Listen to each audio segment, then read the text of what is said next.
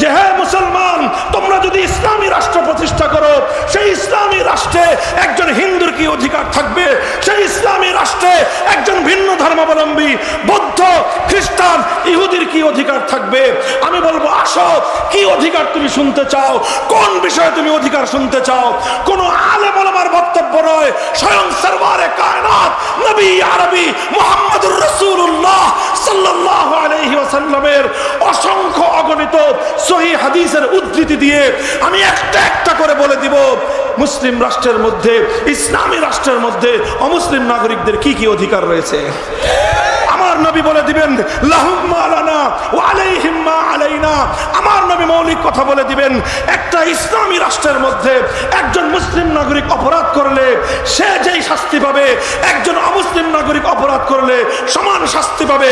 একটা ইসলামী রাষ্ট্রের মধ্যে একজন মুসলিম নাগরিক হিসেবে যতটুকু সুযোগ সুবিধা, যতটুকু নিরাপত্তা সে ভোগ করবে, একজন অমুসলিম নাগরিক তার সমান নিরাপত্তা ভোগ করবে। ونشهد أن سيدنا ومولانا محمدا عبده ورسوله صلى الله تعالى عليه وعلى آله وأصحابه وبارك وسلم تسليما كثيرا. أما بعد فأعوذ بالله من الشيطان الرجيم. بسم الله الرحمن الرحيم. اليوم أكملت لكم دينكم وأتممت عليكم نعمتي ورضيت لكم الإسلام دينا. بارك الله لنا ولكم في القرآن العظيم ونفعنا وإياكم بالآيات والذكر الحكيم. اللهم صل على محمد وعلى آل محمد كما صليت على إبراهيم وعلى آل إبراهيم إنك حميد مجيد. اللهم بارك على محمد وعلى آل محمد كما باركت على إبراهيم وعلى إبراهيم إنك حميد مجيد.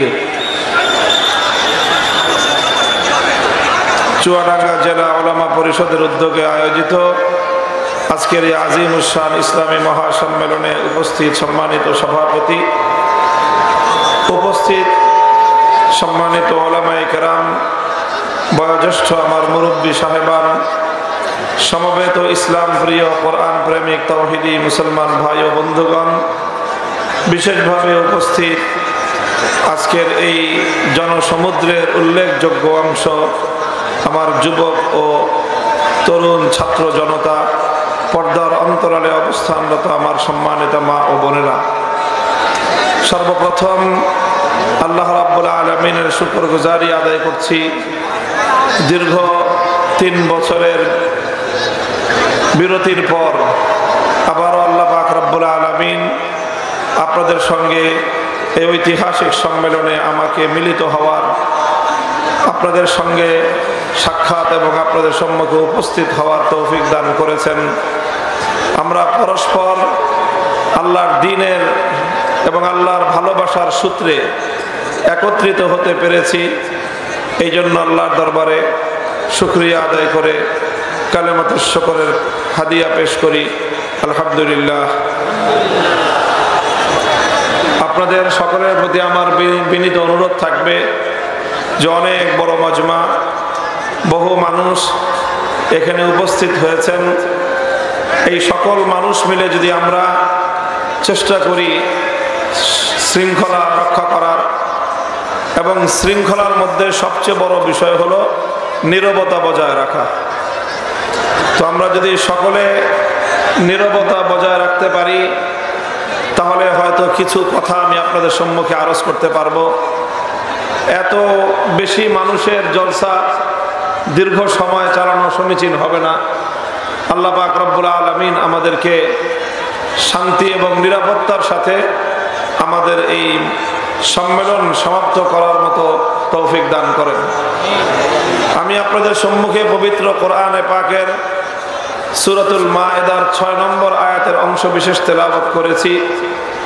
এটি একটি ঐতিহাসিক আয়াত, এটি একটি অনন্য অদ্বিতীয় একটি আয়াত। শুধু কোরআনে পাক নয়, বরং কোরআনে পাকের পূর্ববর্তী অন্য কোনো ধর্মগ্রন্থেও এই আয়াতের মতো দ্বিতীয় কোনো আয়াত নাজিল হয়নি। এই আয়াতটি সম্পর্কে খলিফাতুল মুসলিমিন ওমর ফারুক রাদিয়াল্লাহু তাআলা আনহুর নিকট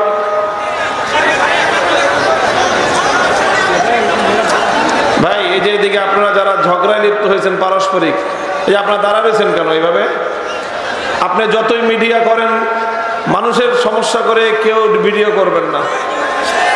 আর আপনারা শুনেন শুনেন শুনেন আপনারা সকলেই শুনেন, কাছাকাছি যারা বসে আছেন, যত যা সমস্যা হোক, কোনো সমস্যার সমাধান মুখের কথা দিয়ে করবেন না। বুঝতে পেরেছেন? কোনো সমস্যার সমাধান কি দিয়ে হবে না? কথা দিয়ে হবে না, হাত দিয়ে হবে। কথা বলবেন না, আবার কথা বলেন। কথা বলেন কেন? কেউ যদি সমস্যা করে, যদি কোনোভাবেই তাকে মানাইতে না পারেন, 5 জনে এসে ধরে নিয়ে যাবেন বাইরে, বাইরে ধরে নিয়ে যা করার করবেন, কিন্তু এখানে কোনো সাউন্ড করবেন না। বুঝতে পেরেছেন আপনারা? দেখেন, অনেক বড় সমস্যা হয়। একজনে একটা কথা বললে আমি দীর্ঘ সময় ধরে একটা কথা বলতে থাকবো, আমার কথার মধ্যে ছন্দপতন হবে, কথার ধারাবাহিকতা নষ্ট হয়ে যায়, তখন আর কথার আবার সেই পূর্বের ধারা ফিরে পাওয়া যায় না। তো আপনাদের সামনে যারা আছেন, এই অন্তত এই বাউন্ডারির মধ্যে, আপনাদের একটাই কাজ, মারামারি করতে করতে মরে যাবেন, কিন্তু কোনো কি নাই, শব্দ হবে না মুখে। হ্যাঁ, পারবেন ইনশাল্লাহ? বা আমি কিন্তু মারামারি করতে নিষেধ করি নাই। কি করতে নিষেধ করেছি? শব্দ যেন না হয়, এমন ভাবে মারবেন যেন আওয়াজ না হয়, এমন ভাবে বাধা দিবেন যেন আওয়াজ না হয়। যা করতে মনে চায় করবেন।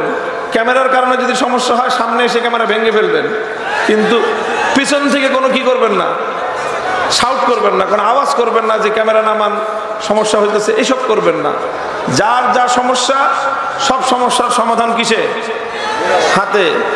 শব্দে কোনো সমস্যা হবে না ইনশাআল্লাহ। আল্লাহ তৌফিক দান করেন। কেউ যদি কোনো শব্দ করে, পাশের জন মুখ চেপে ধরবেন, বলবেন না যে চুপ করেন, মুখে কোনো কথা বলবেন না। একজন শব্দ করলে আরেকজন মুখ চাপ দিয়ে ধরবেন। পারবেন তো ইনশাআল্লাহ? আমি খুব সংক্ষেপে মজমা শেষ করার চেষ্টা করব, কারণ এত বড় বিশাল ভারী মজমার জিম্মাদারি নিয়ে মাহফিল বেশি সময় চালানোটা এটা ঝুঁকিপূর্ণ হয়ে যাবে আমাদের জন্য। আল্লাহ পাক রব্বুল আলামিন কবুল করেন, তৌফিক দান করেন। আমি বলছিলাম সূরাতুল মায়েদার তেলাওয়াতকৃত আয়াতের কথা।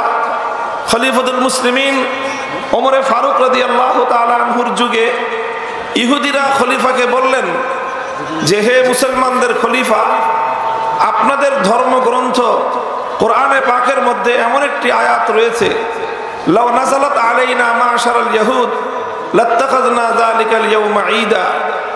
আয়াতটি যদি আপনাদের কিতাব কোরআনে নাজিল না হয়ে আমাদের ইহুদিদের ধর্মগ্রন্থ তাওরাত কিতাবে নাজিল হতো, তাহলে আমরা এতই আনন্দিত হতাম, এতটাই গৌরবান্বিত বোধ করতাম যে সেই আয়াত নাজিল হওয়ার দিবসকে আমরা আমাদের জাতীয় উৎসবের দিবস হিসেবে আমরা পালন করতাম।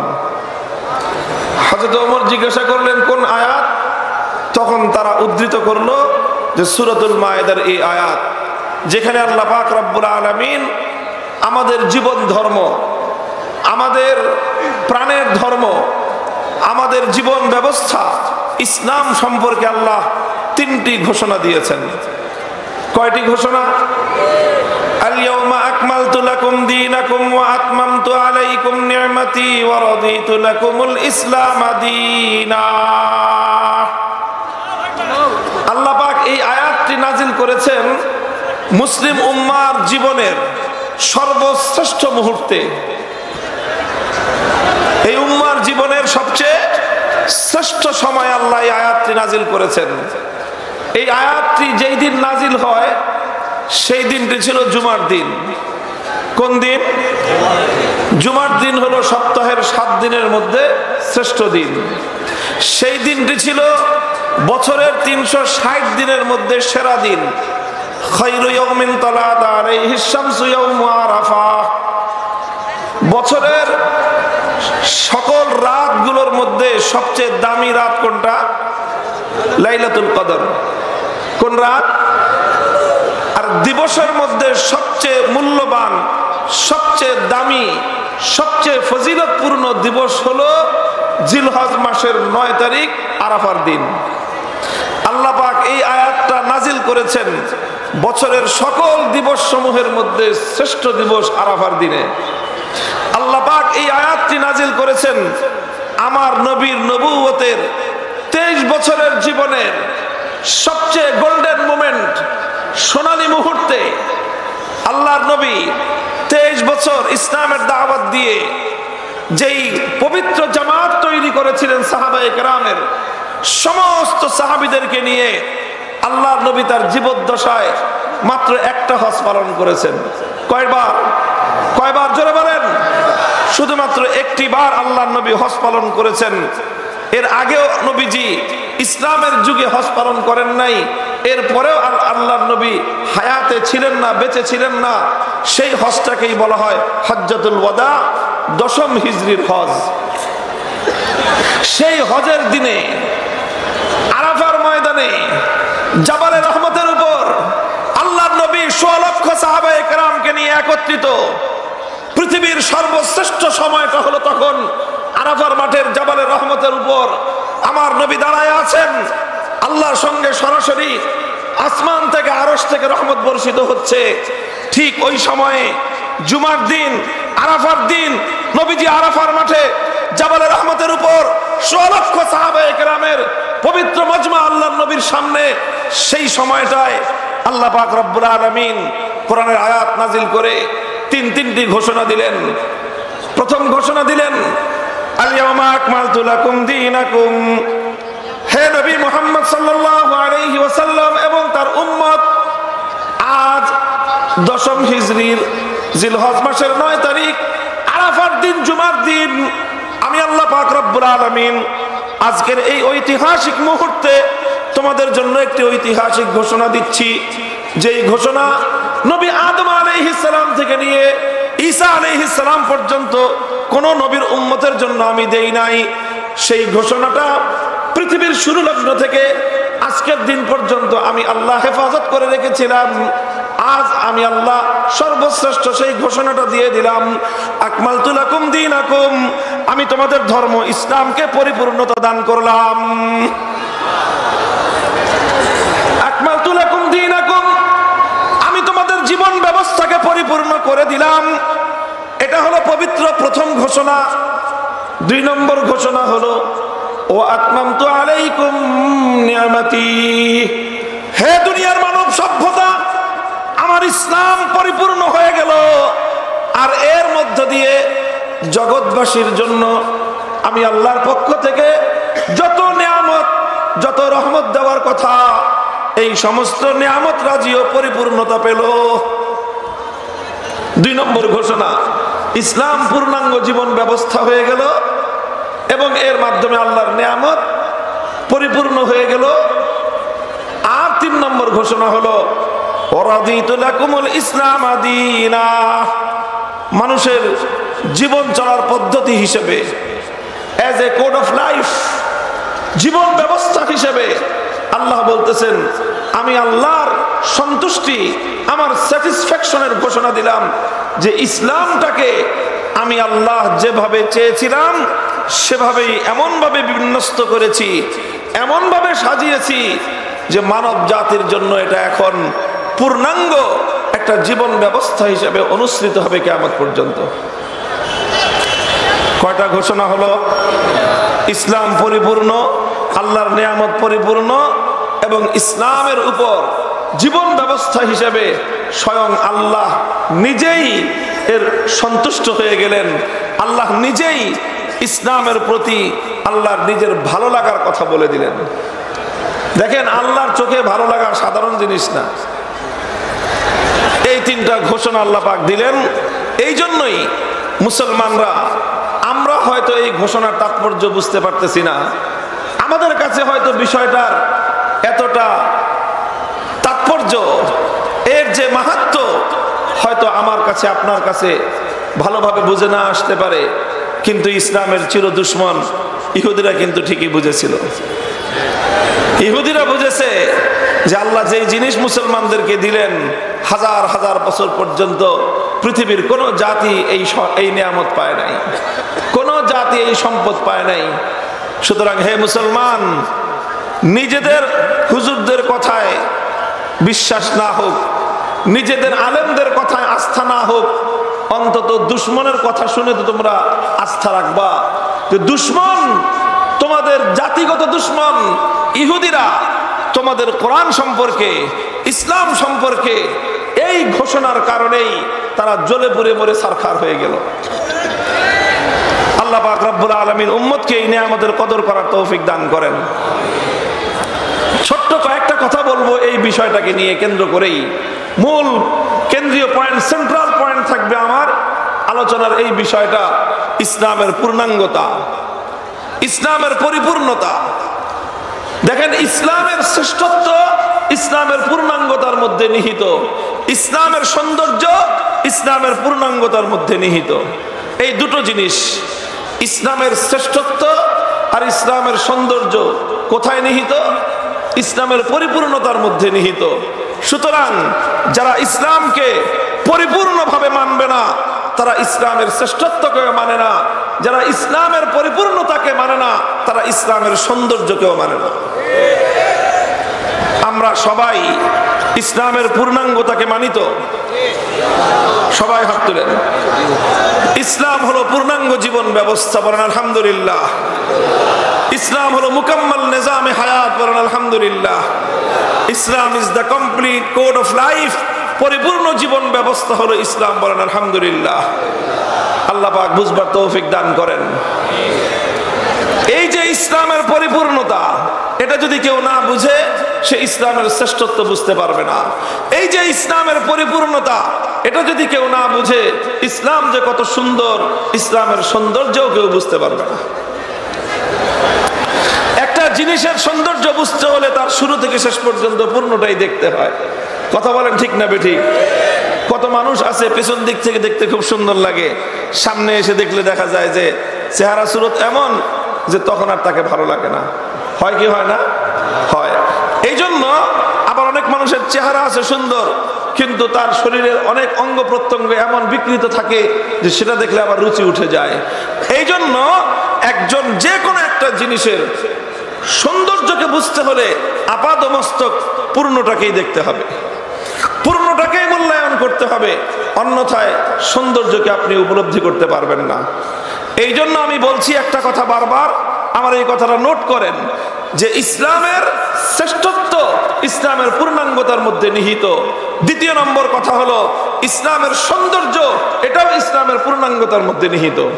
সুতরাং যারা ইসলামের পূর্ণাঙ্গতাকে অস্বীকার করে, যারা ইসলামকে পূর্ণাঙ্গভাবে মানতে চায় না, যারা ইসলামের পূর্ণাঙ্গতাকে অস্বীকার করতে চায়, তারা একই সঙ্গে ইসলামের সৌন্দর্য আর ইসলামের শ্রেষ্ঠত্বকে অস্বীকার করতে চায়। এই ধরনের বেঈমান আর গাদ্দার, এই ধরনের গাদ্দার শুধু অমুসলিমদের মধ্যে না, নামধারী মুসলমানদের মধ্যে এক শ্রেণীর মানুষ আছে যারা প্রকারান্তরে ইসলামের পূর্ণাঙ্গতাকে অস্বীকার করতে চায়। আবার ভাবদারে এরকম যে তারা ইসলামের অনেক বড় কল্যাণকামী। আবার এমন কিছু কথা বলে কিছু কিছু মানুষ আছে যে এই হুজুরদের কারণেই দুনিয়াতে ইসলামের দোষ এত বদনাম। আছে না নাই কিছু মানুষ? হুজুরদের কারণে ইসলামের বদনাম। বদমাইশ যেন কথাকার, হুজুরদের কারণে ইসলামের বদনাম না।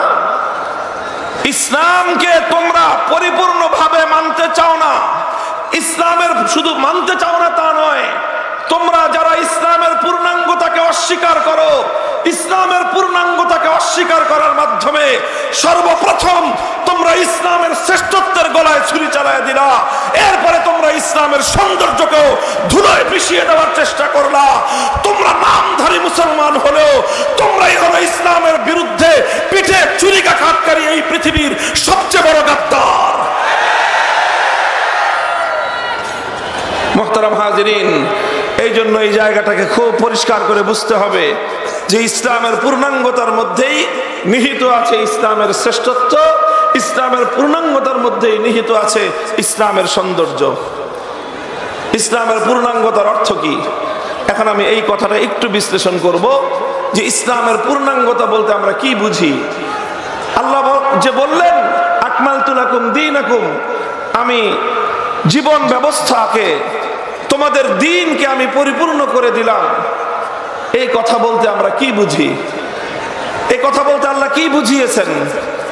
আল্লাহ যেটা বুঝিয়েছেন এই কথার স্পষ্ট মর্ম হলো যেটা, যে মানুষের জীবনের যা কিছুর প্রয়োজন, মানুষের জীবনে যা কিছুর প্রয়োজন, তার মাথার চুল থেকে নিয়ে পায়ের নখ পর্যন্ত, এবং তার জীবনের যতগুলো বিভাগ রয়েছে, তার ব্যক্তিগত জীবন থেকে তার রাষ্ট্র জীবন পর্যন্ত, তার পরিবার জীবন থেকে তার আন্তর্জাতিক পরিমণ্ডল পর্যন্ত, একজন মানুষ হিসেবে পৃথিবীর যত জায়গায় তাকে বিচরণ করতে হয়, যতগুলো সেক্টরের সঙ্গে তাকে সম্পৃক্ত হতে হয়, যতগুলো বিভাগ নিয়ে তাকে কাজ করতে হয়, একজন মানুষের জীবনে যা কিছুর প্রয়োজন সব বিষয়ে ইসলামের পূর্ণাঙ্গ গাইডলাইন আর দিক নির্দেশনা রয়েছে। তুমি এবার যেই হও না কেন, তুমি একজন ব্যক্তি, তোমার একজন বন্ধু আছে, বন্ধুর সঙ্গে বন্ধুর আচরণ কেমন হবে ইসলামের পক্ষ থেকে সে ব্যাপারে গাইডলাইন রয়েছে। তুমি একজন ভাই, আর এক ভাইয়ের সঙ্গে তোমার আচরণ কেমন হবে এ ব্যাপারে ইসলাম তোমাকে গাইডলাইন দিয়েছে। তুমি একজন ভাই, বোনের প্রতি তোমার কি দায়িত্ব, তোমার বোনের প্রতি কি দায়িত্ব পালন করতে হবে ইসলাম তোমাকে সেভাবে গাইডলাইন দিয়েছে। তুমি একজন সন্তান, তোমার বাবার সঙ্গে তোমার কি আচরণ হবে ইসলাম বলে দিয়েছে। তুমি পিতা, সন্তানের সঙ্গে তোমার কি আচরণ হবে ইসলাম বলে দিয়েছে। প্রতিবেশীর সঙ্গে তোমার আচরণ কেমন হবে ইসলাম বলে দিয়েছে। ভিন্ন ধর্মাবলম্বী হিন্দুর সাথে, খ্রিস্টানের সঙ্গে, বৌদ্ধর সঙ্গে, ইহুদির সঙ্গে তোমার কি আচরণ হবে, কেমন হবে ইসলাম বলে দিয়েছে। রাষ্ট্রনায়কের সাথে তোমার কেমন আচরণ হবে ইসলাম বলে দিয়েছে। রাষ্ট্রনায়ক হিসেবে, রাষ্ট্রের পরিচালক হিসেবে নাগরিকদের সঙ্গে তোমার কেমন আচরণ হবে ইসলাম বলে দিয়েছে। বন্ধুর সঙ্গে কেমন আচরণ হবে ইসলাম বলে দিয়েছে। শত্রুর সঙ্গে কেমন আচরণ হবে ইসলাম বলে দিয়েছে। বাংলাদেশের নাগরিক হিসেবে, তোমার দেশের নাগরিক একজন মুসলিমের সঙ্গে তোমার কেমন আচরণ হবে ইসলাম বলে দিয়েছে। শত্রু রাষ্ট্র হিসেবে পার্শ্ববর্তী আধিপত্যবাদী ভারতের নাগরিকের সঙ্গে তোমার কি আচরণ হবে ইসলাম বলে দিয়েছে। ভারতের রাষ্ট্রীয় কর্তৃপক্ষের সঙ্গে তোমার কেমন আচরণ হবে ইসলাম বলে দিয়েছে। আল্লাহর কসম খেয়ে বলি, মানব জীবন যেখান থেকে শুরু হয়ে যেখান পর্যন্ত গিয়ে শেষ হতে পারে, প্রত্যেকটা বিষয়ের পূর্ণাঙ্গ সমাধান একমাত্র দিয়েছে আল কোরআন। এটাই হলো ইসলামের পূর্ণাঙ্গতা। ইসলামের পূর্ণাঙ্গতার বিষয় নিয়ে যদি আমি বলতে যাই, শুধু আমি না, এই মঞ্চে যত আলেম ওলামা আছে সবাই যদি আলাদা আলাদা মাইক নিয়ে কথা বলতে শুরু করি, রাত ফুরিয়ে যাবে, দিন আসবে, সূর্য উদিত হবে, আবার সূর্য অস্তমিত হবে, আবার রাত ঘনিয়ে আসবে, আবার রাতের অন্ধকার মিটিয়ে যাবে, আবার পূর্ব দিগন্তে সূর্য উদিত হবে, দিনের পর দিন অতিক্রান্ত হবে। ইসলামের সৌন্দর্য এবং পূর্ণাঙ্গতার কথা বলে শেষ করা সম্ভব হবে না।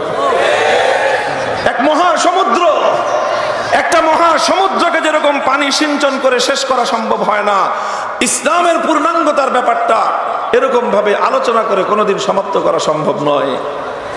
এই জন্য সব বিষয়গুলো নিয়ে আমি আলোচনা করব না, এমন কিছু বিষয় নিয়ে আলোচনা করব যেই বিষয়ের ইসলামের পূর্ণাঙ্গতার বিষয়ে অনেক মানুষের মধ্যে অজানা থাকার কারণে অথবা বিদ্বেষ প্রসূত হয়ে জানে কিন্তু হিংসা, জানে কিন্তু হিংসার অনলে পড়তেছে, এই জন্য ইসলামের সৌন্দর্যকে তারা স্বীকার করতে চায় না।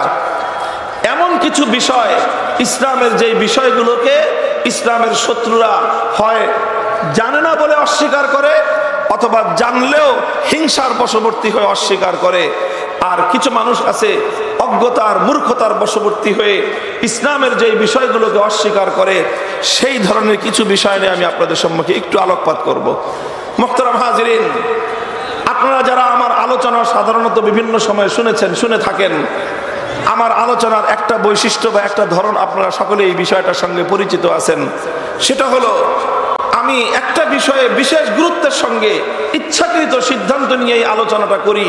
সেটা হলো সমাজ, রাষ্ট্র এবং রাজনীতির মধ্যে যেই সকল ইসলাম বিরোধী কথা মতাদর্শ আমার সমাজে প্রচলিত, সেই সকল জাহেলিয়াতগুলোকে আমি চোখে আঙ্গুল দিয়ে জাতির সামনে তুলে ধরবার চেষ্টা করি।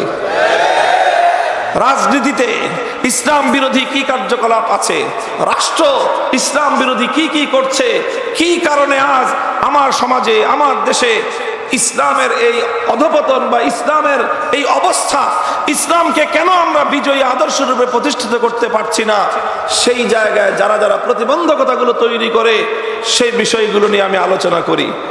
আর আমার এই আলোচনাটা সঙ্গত কারণেই অনেক মানুষকে যেরকম অনুপ্রাণিত করে, আবার বহু সংখ্যক মানুষের অন্তরের মধ্যে বিদ্বেষের আগুন ধরিয়ে দেয়। তারা বিদ্বেষের আগুনে জ্বলতে থাকে, শত্রুতা পোষণ করতে থাকে। আর এই শত্রুতা বশত তারা আমাদের এই আওয়াজগুলোকে বন্ধ করে দিতে চায়, আমাদের কণ্ঠকে স্তব্ধ করে দিতে চায়। গায়ের জোরে ইসলামের শ্রেষ্ঠত্বের সেই কথাগুলোকে সমাজ থেকে তারা মুছে ফেলতে চায়। রাষ্ট্র এবং রাজনীতি সংক্রান্ত ইসলাম এবং কোরআনের নির্দেশনাগুলো যখন আমরা বলতে যাই, তখন আমাদের কণ্ঠকে স্তব্ধ করার পায়ে তারা চালায়। পরিষ্কার অতীতেও বলেছি, আজও বলছি, ভবিষ্যতে আমাদের বক্তব্য অভিন্ন থাকবে। জীবন থাকবে কি থাকবে না পরোয়া করবার সময় নাই। আল কোরআনের কথা বলেছি, বলবো, বলতেই থাকবো ইনশাআল্লাহ।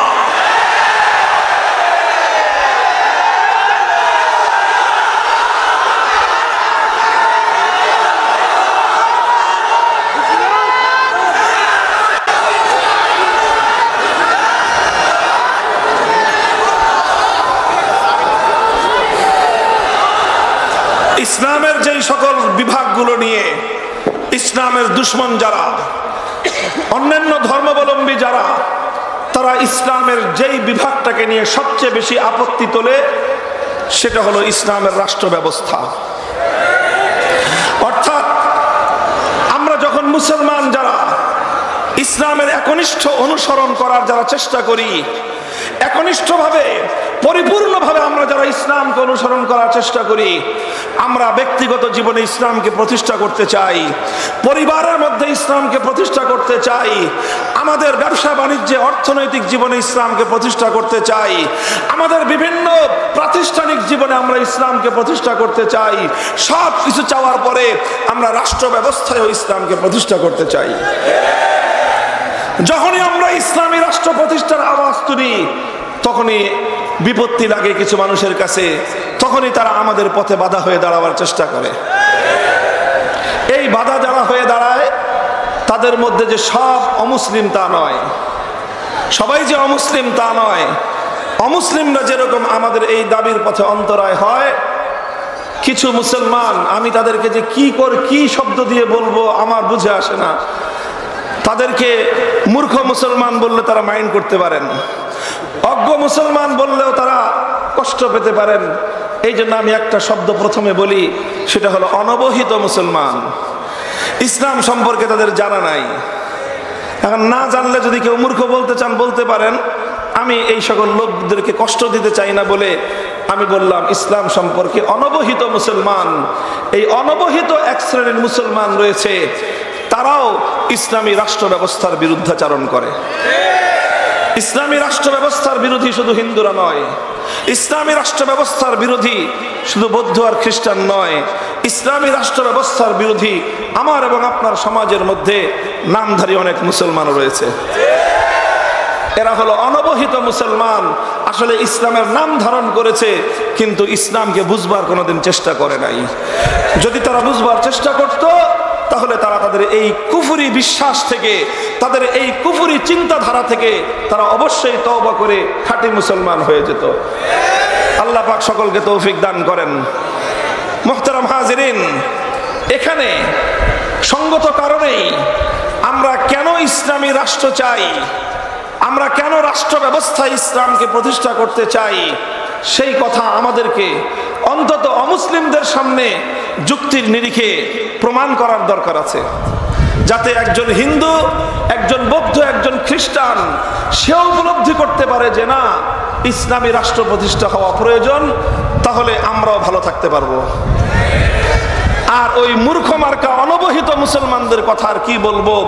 আরে বেটা, তুমি তো মুসলমান, তোমার তো জানা ফরজ, তোমার তো জানা বহু আগে দরকার ছিল, তুমি সেটা জানো না। তুমি আব্রাহাম লিঙ্কনের মতবাদ নিয়ে তুমি লাফালাফি করো, তুমি ইসলাম সম্পর্কে জানার চেষ্টা করো না। কার্ল মার্কস, মাও সেতুং আর লেনিনের আদর্শ প্রতিষ্ঠার জন্য তুমি সংগ্রাম করো, জীবন দাও। তোমার মতো এরকম কুলাঙ্গার সন্তান পৃথিবীর আর কোনো ধর্মাবলম্বীদের মধ্যে নাই। মুসলিম হয়ে ইসলামের বিরুদ্ধাচরণ করে কখনো তুমি আব্রাহাম লিঙ্কনের অনুসারী সাজো, কখনো তুমি কার্ল মার্কস, মাও সেতুং আর লেনিনের আদর্শের অনুসারী সাজো, অথচ তোমার জন্য তো সর্বোত্তম আদর্শ ছিল তোমার নবী মুহাম্মদুর রাসূলুল্লাহ সাল্লাল্লাহু আলাইহি ওয়াসাল্লাম। কথা বলেন ঠিক না বেঠিক? হ্যাঁ, কিছুটা অবকাশ আছে অমুসলিমদের জন্য। তারা তো ইসলাম সম্পর্কে এত জানে না, জানার কোনো সুযোগ তাদের নাই, বা জানার কোনো প্রয়োজন তারা মনে না করতে পারে। এই জন্য তারা ইসলামী রাষ্ট্র ব্যবস্থার বিষয়ে তাদের মধ্যে কনফিউশন থাকতে পারে, তাদের মধ্যে দ্বিধাদ্বন্দ্ব থাকতে পারে, কিন্তু কোনো মুসলমানের মধ্যে এই ব্যাপারে দ্বিধাদ্বন্দ্ব থাকতে পারে না।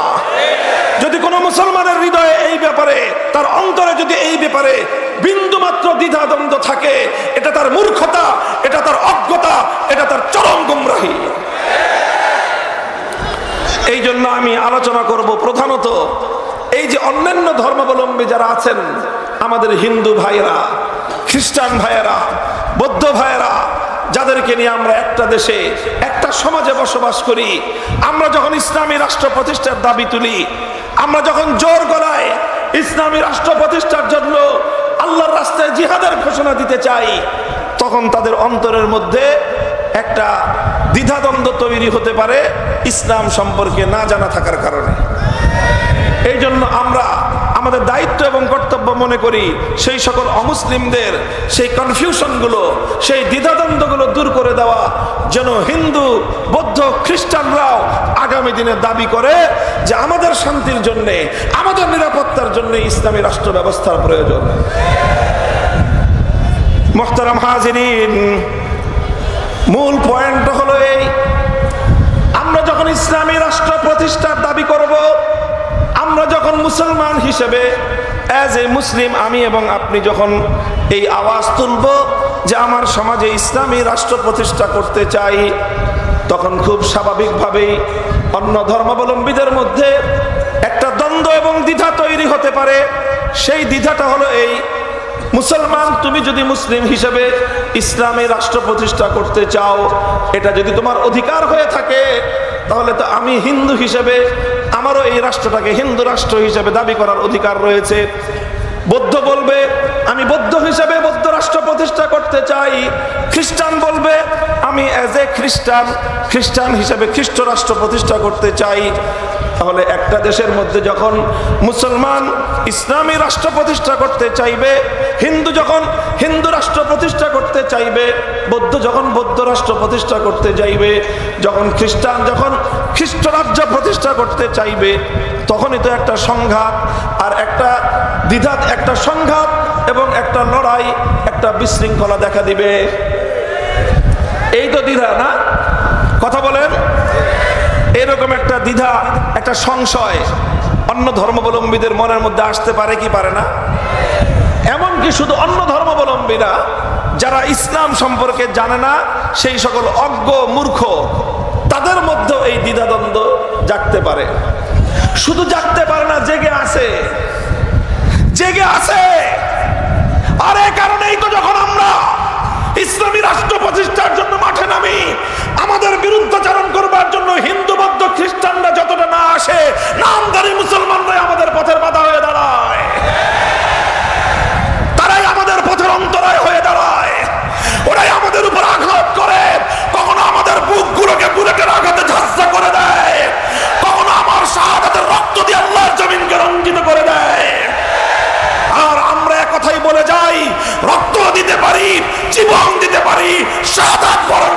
পারি, আল্লাহর জমিনে ইসলাম কায়েমের বিপ্লবের পথ থেকে সরে দাঁড়াতে পারি না।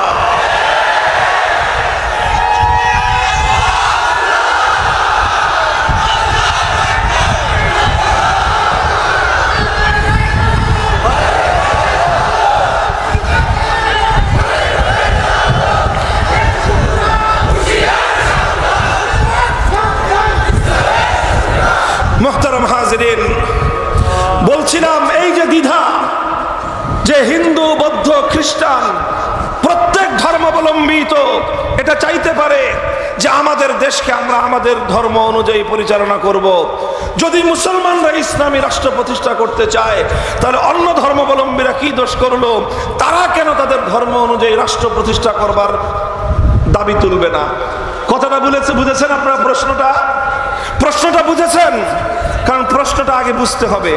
প্রশ্ন না বুঝে খালি অ্যান্সার দিলে তো কাজ হবে না। প্রশ্ন একটা, অ্যান্সার দিবেন আরেকটা, পরীক্ষায় মার্কা পাবেন গোল্লা। এই জন্য প্রশ্ন সঠিক জায়গায় প্রশ্নটাকে চিহ্নিত করা, প্রশ্নের মাত্রাটাকে নির্ধারণ করা খুব জরুরি।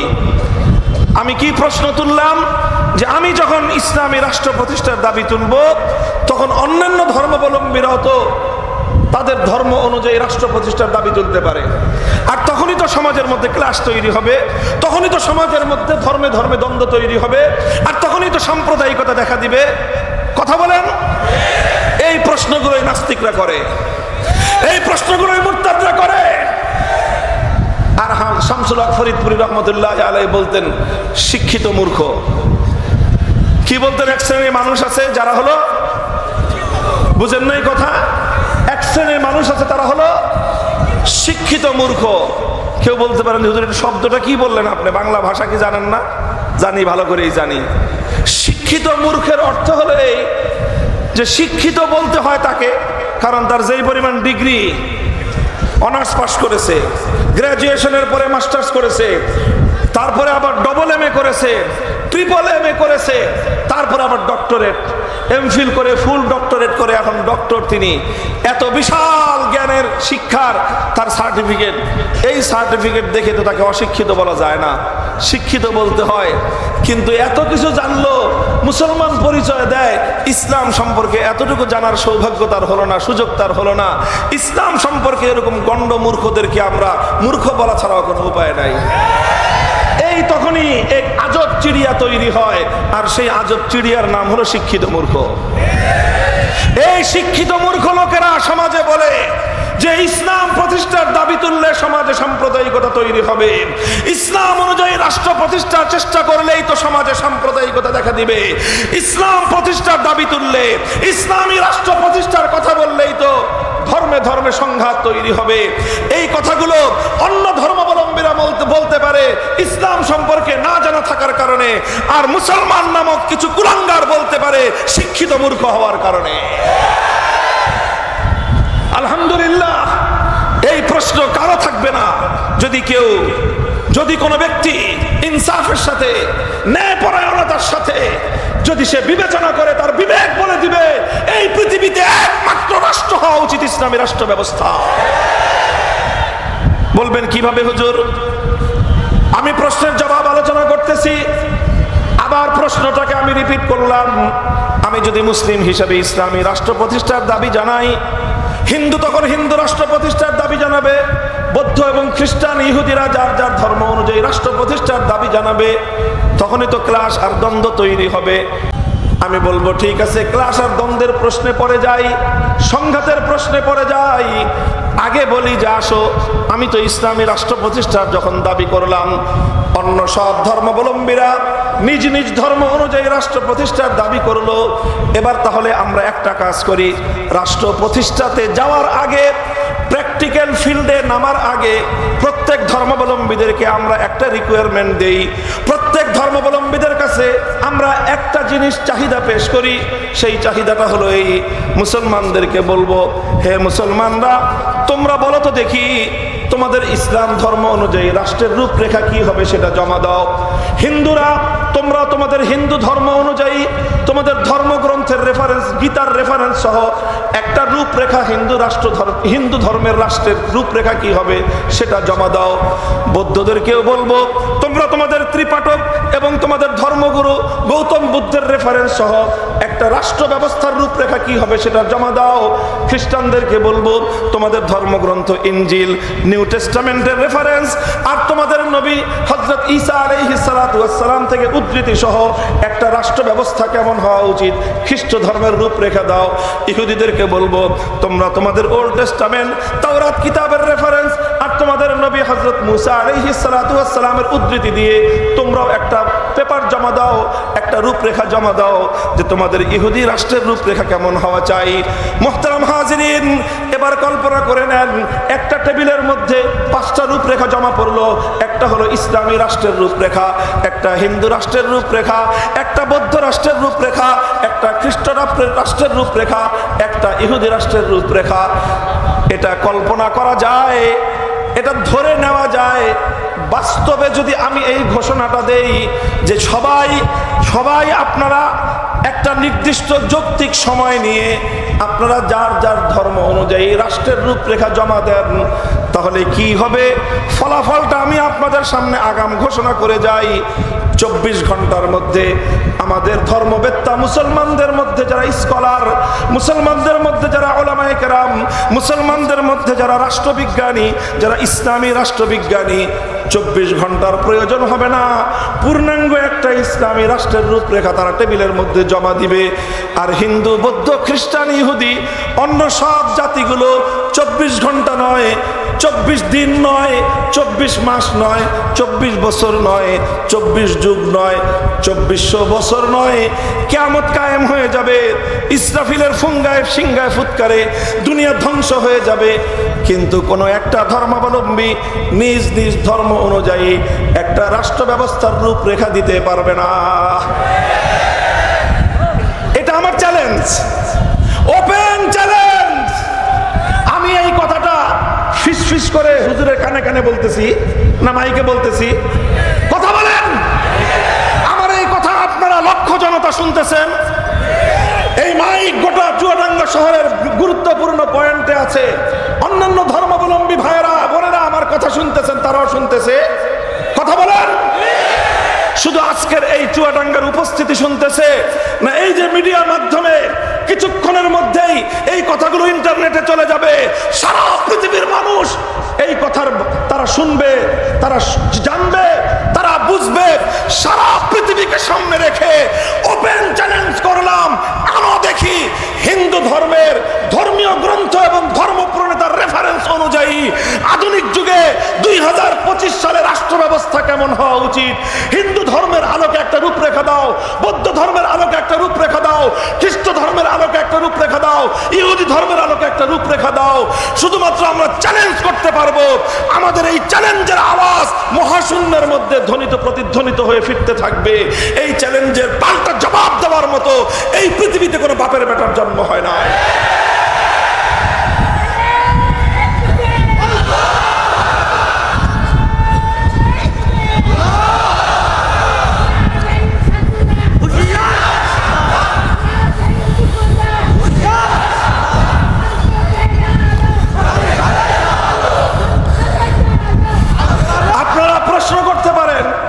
হুজুর আপনি এতটা আত্মবিশ্বাসের সাথে কিভাবে বলতেছেন?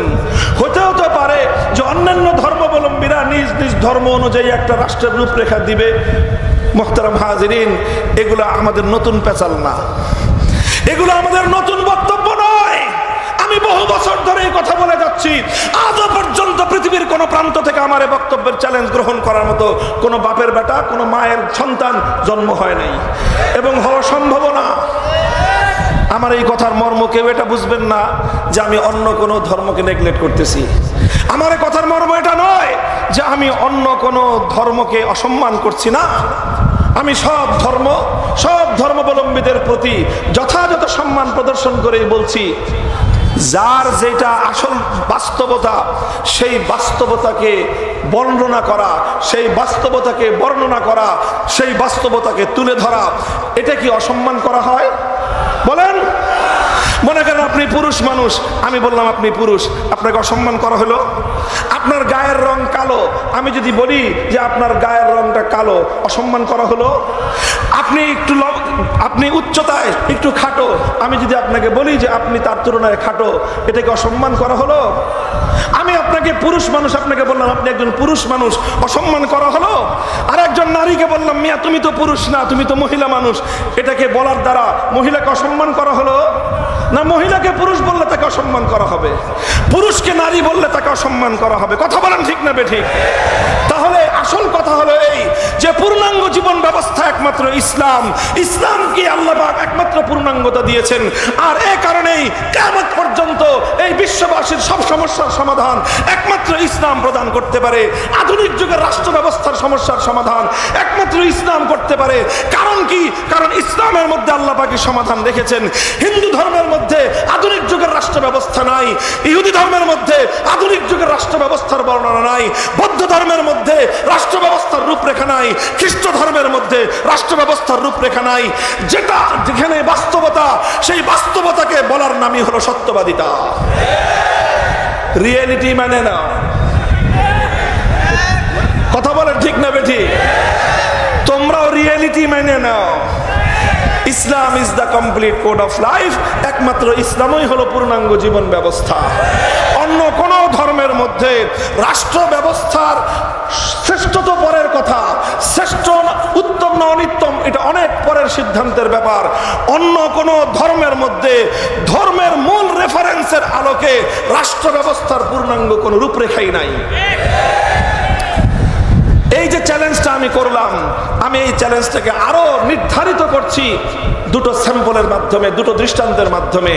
এক নম্বর দৃষ্টান্ত হলো এই যে দেখেন, একটা রাষ্ট্র গড়তে হলে, একটা রাষ্ট্র পরিচালনা করতে হলে সেই রাষ্ট্রের খুব গুরুত্বপূর্ণ কিছু বিভাগ রয়েছে। সেই বিভাগের মধ্যে অত্যন্ত গুরুত্বপূর্ণ, মোস্ট ইম্পর্টেন্ট যে সেক্টরটা, সেটা হলো অর্থনৈতিক খাত, ইকোনমিক সেক্টর। কথা বলেন ঠিক না বেঠিক? এই যে ফিনান্সিয়াল অথবা এই যে ইকোনমিক সেক্টরটা, যে এই যে বিভাগটা, আমি প্রথমে এই বিভাগটা নিয়েই একটা চ্যালেঞ্জ রাখি। সেটা হলো এই যে আজকে 2024 সালের 21শে ডিসেম্বর, এই বছরের আর বাকি আছে 10 দিন, এরপরে শুরু হবে 2025 সাল। 2025 সালে আমরা যে রাষ্ট্রের মধ্যে এখন দাঁড়িয়ে আছি, বসে আছি, আমার এই বাংলাদেশ রাষ্ট্রের আগামী 2025 সালের বাজেটটা কেমন হওয়া উচিত ধর্মের আলোকে পেশ করেন। আমি একটা প্রশ্ন রাখলাম, এই প্রশ্নের জবাবে আলহামদুলিল্লাহ আমি ইসলামের পক্ষ থেকে দায়িত্ব নিয়ে বলছি, ইসলামের আলোকে 2025 সালের শুধু বাংলাদেশ নয়, সারা পৃথিবীর 700 কোটি মানুষের ইন্টারন্যাশনাল বাজেট কেমন হবে, সেই বাজেটের রেভিনিউ কালেকশন কোন কোন খাত থেকে হবে, সেই বাজেটের এক্সপেন্ডিচার কোন কোন খাতে কি পরিমাণ হবে, কতটুকু এক্সপেন্ডিচার হওয়া উচিত, কতটুকু ইনকাম হওয়া উচিত, কতটুকু রেভিনিউ কালেকশন হওয়া উচিত, সবগুলো বিষয়ে আল কোরআন এবং নবীর সুন্নাহর রেফারেন্সের মাধ্যমে, গাইডলাইন এবং দিক নির্দেশনার মাধ্যমে, নট অনলি ফর বাংলাদেশ, সারা পৃথিবীর 700 কোটি মানুষ, 257টা রাষ্ট্রের জন্য পূর্ণাঙ্গ একটা বাজেট দেওয়ার জন্য আমাদের 10 দিনই যথেষ্ট।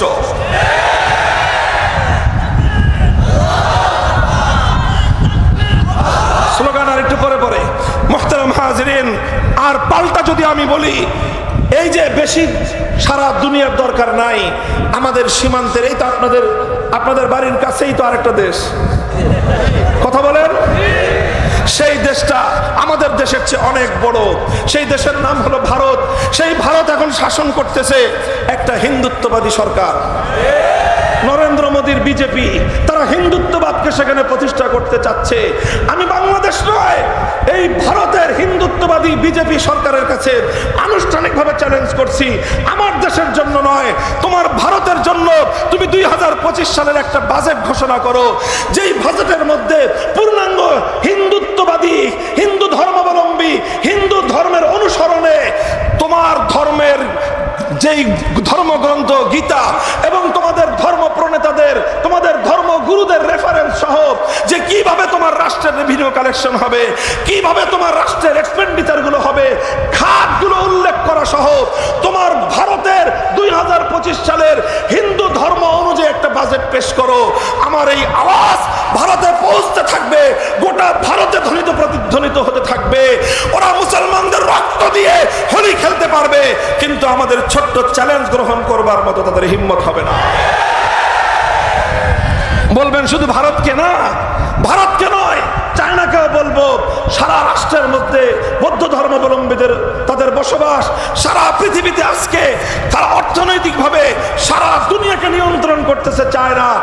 আনো তোমাদের ধর্ম, বৌদ্ধ ধর্মের আলোকে ত্রিপাঠক থেকে রেফারেন্স সহ, গৌতম বুদ্ধের রেফারেন্স সহ তোমাদের চায়নার 2025 সালের বাজেট কেমন হওয়া উচিত একটা রূপরেখা দাও, একটা বাজেট ঘোষণা করো। চায়নার মধ্যে এমন কোন বাপের বেটা জন্ম হয় নাই যে বৌদ্ধ ধর্ম অনুযায়ী একটা বাজেট পেশ করবে। গোটা পশ্চিমা বিশ্ব, ইউরোপ, আমেরিকা বলবো আনো। খ্রিস্ট ধর্ম তোমরা পৃথিবীতে পপুলেশনের দিক থেকে নাম্বার 1, মুসলমানরা সেকেন্ড পজিশন, আর নাম্বার 1 পজিশনে আছে হলো খ্রিস্টানরা। সারা দুনিয়ার উন্নত বিশ্ব তোমরা শাসন করতেছো, এত কিছুর প্রয়োজন নাই। আনো তোমাদের ধর্মের রেফারেন্স সহ একটা খ্রিস্ট বাজেট তোমাদের দেশের জন্য প্রণয়ন করো। ইহুদিদেরকে বলবো, মুসলমানদের রক্তে তো তোমাদের হাত রঞ্জিত হয় প্রতিদিন, মুসলমানদেরকে খুন করতে পারো, মুসলমানদেরকে হত্যা করে মুসলমানদের আকসাকে দখল করে রাখতে পারো, এত কিছু পারো। তোমাদের ধর্মের রেফারেন্স অনুযায়ী তোমার ইসরায়েল রাষ্ট্রের একটা বাজেট তোমার ধর্মগ্রন্থের রেফারেন্স দিয়ে তুমি পেশ করো। পারবে না। বলবেন কেন পারবে না? কারণ ওই সকল ধর্মগুলোর মধ্যে বাজেট প্রণয়নের যে মূল নীতি, মানুষের অর্থনৈতিক কার্যক্রমের যে মূল নীতি, তার পূর্ণাঙ্গ বিবরণ কোন একটা ধর্মের মধ্যেই নাই। মুসলমানরা পারবে, কারণ মুসলমানদের কোরআনের মধ্যে অসংখ্য আয়াত রয়েছে, আল্লাহ নবীর হাদিসের ভান্ডারের মধ্যে অসংখ্য হাদিস রয়েছে। সেই কোরআন এবং হাদিসকে গবেষণা করে সারা পৃথিবীর মানুষের জন্য আমরা সুষম বাজেট প্রদান করতে সক্ষম। আলহামদুলিল্লাহ। শুধু বাজেট নয় ভাই, আর একটা চলন্ত দৃষ্টান্ত, বাজেটের কথা তো বললাম আগামীর জন্য, আর একটা দৃষ্টান্ত আমি দেব, সেটা সারা পৃথিবীর বর্তমান রিয়েলিটি। একদিন 2 দিনের নয়, 7 দশক বর্তমান বিশ্ব ব্যবস্থায় 70 বছর ধরে একটা বাস্তবতা প্রতিষ্ঠিত হয়ে আছে।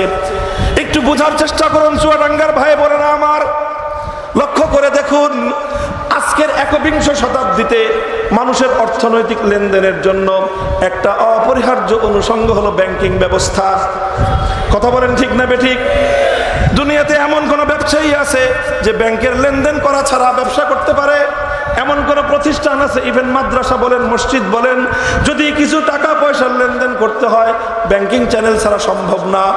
এখনো কিছু মানুষ, এখনো কিছু অশিক্ষিত মানুষ, কিছু দরিদ্র মানুষ, তারা হয়তো ব্যাংকিং কার্যক্রম পরিচালনা করে না, কিন্তু আজকে এমন একটা সমাজ গঠন করবার আওয়াজ উঠেছে যেই সমাজটাকে বলা হচ্ছে ক্যাশলেস সোসাইটি। শুনেছেন শব্দটা? শুনেছেন? শিক্ষিতরা তো, সচেতন মানুষরা তো শুনে থাকবেন, ক্যাশলেস সোসাইটি। অর্থাৎ এমন একটা সোসাইটি আগামী দিনে গড়তে যাচ্ছে, কারো কাছে কোনো টাকা পয়সা থাকবে না, শুধু থাকবে পাসওয়ার্ড। কি থাকবে? পাসওয়ার্ড থাকবে। ওই পাসওয়ার্ডে আপনার অ্যাকাউন্টে টাকা জমা হবে, আপনি যারে টাকা দিতে চাইবেন পাসওয়ার্ড দিয়ে টিপ দিবেন, তার কাছে টাকা চলে যাবে, সে বলবে যে হ্যাঁ 5 লাখ টাকা চলে আসছে, এই নেন 5 লাখ টাকার মাল। কোনো টাকা চোখেও দেখবেন না, হাত দিয়েও ধরতে পারবেন না। কথা বলেন ঠিক না বেঠিক? এই যে কাজটা যে হচ্ছে, এখনই অনেক মানুষ এমন আছে তারা টাকা পয়সা হাত দিয়ে ধরে না, এটিএম কার্ড ব্যবহার করে, যেখানে যা লাগে কার্ড দিয়ে বিল দিয়ে দেয়। তারা এভাবেই সারা দুনিয়াতে ট্রানজাকশন করতেছে, অনলাইন ট্রানজাকশন করে, পৃথিবীর এক প্রান্ত থেকে আরেক প্রান্তে তারা মাল কিনতেছে, অনলাইনে তারা অর্ডার দিয়ে দিচ্ছে, শিপমেন্ট হয়ে মাল চলে আসতেছে, ব্যাংক থেকে ব্যাংক এলসির মাধ্যমে সেখানে পেমেন্ট চলে যাচ্ছে। কোনো টাকা দেখতেও হয় না, ধরতেও হয় না, স্পর্শ করতে হয় না, এবং মোস্ট অফ দ্য ওয়ার্ল্ডের মানুষ তারা এভাবেই লেনদেন করছে। কথা বলেন ঠিক না বেঠিক?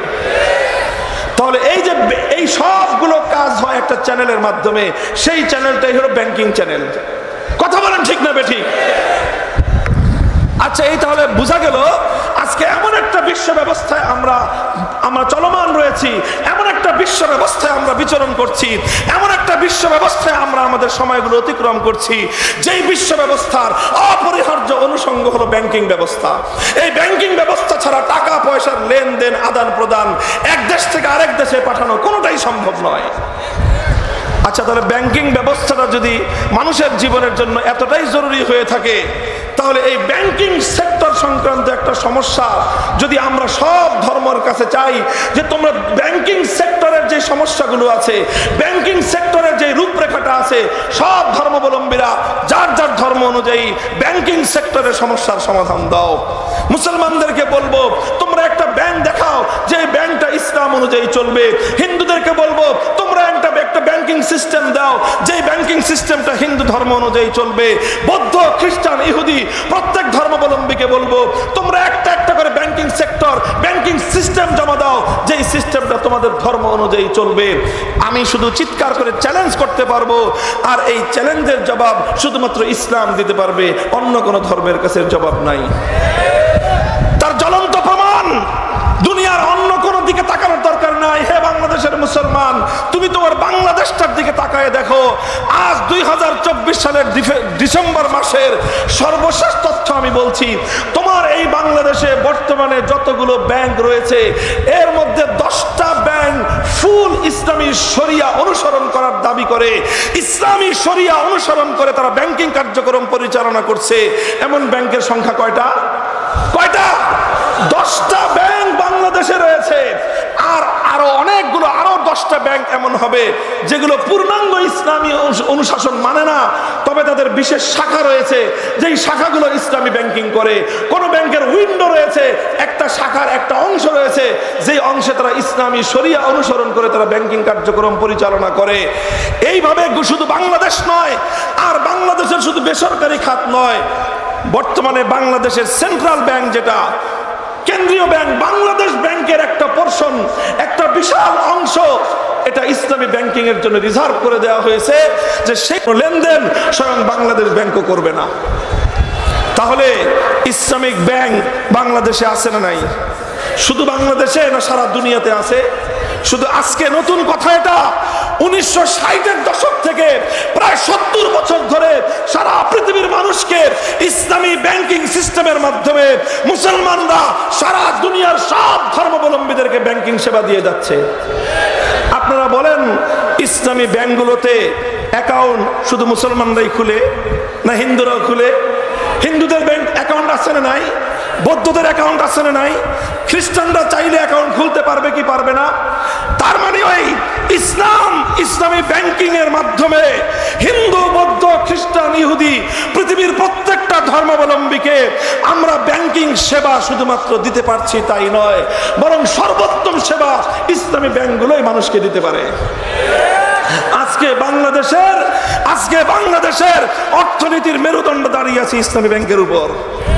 বিগত ফ্যাসিবাদী সরকার সবচেয়ে বেশি চেষ্টা করেছিল ইসলামী ব্যাংকিং সেক্টরটাকে ধ্বংস করে দিতে। এমন কোন অপকর্ম নাই ইসলামী ব্যাংকিং সেক্টরে তারা করে নাই। সবচেয়ে বেশি জালিয়াতি তারা যে ব্যাংকে করেছে, তাদের লোক দিয়ে ইসলামী ব্যাংকের হাজার হাজার কোটি টাকা, প্রায় 30,000 কোটি টাকা শুধু এক ইসলামী ব্যাংক থেকে তারা পাচার করে নিয়ে গেছে। এগুলো কেন করেছে? যেন বাংলাদেশের মানুষের সামনে প্রমাণ করতে পারে যে ইসলামিক ব্যাংকিং সিস্টেম ভুল, এটা দুর্বল। কিন্তু তারা ব্যর্থ হয়ে গিয়েছে। আবার ইসলামী ব্যাংকগুলো ঘুরে দাঁড়িয়েছে। এই বিগত 4 মাস, আগস্টের 5 তারিখের বিপ্লবের পর, August, September, October, November, December, বিগত এই 4.5 মাসের মধ্যে সবচেয়ে বেশি রেমিটেন্স বাংলাদেশে এসেছে ইসলামী ব্যাংকের মাধ্যমে। এবং বাংলাদেশের সরকারকে, বাংলাদেশের অর্থ ব্যবস্থাকে সবচেয়ে বেশি প্রোটেকশন দিচ্ছে ইসলামিক ব্যাংকগুলো।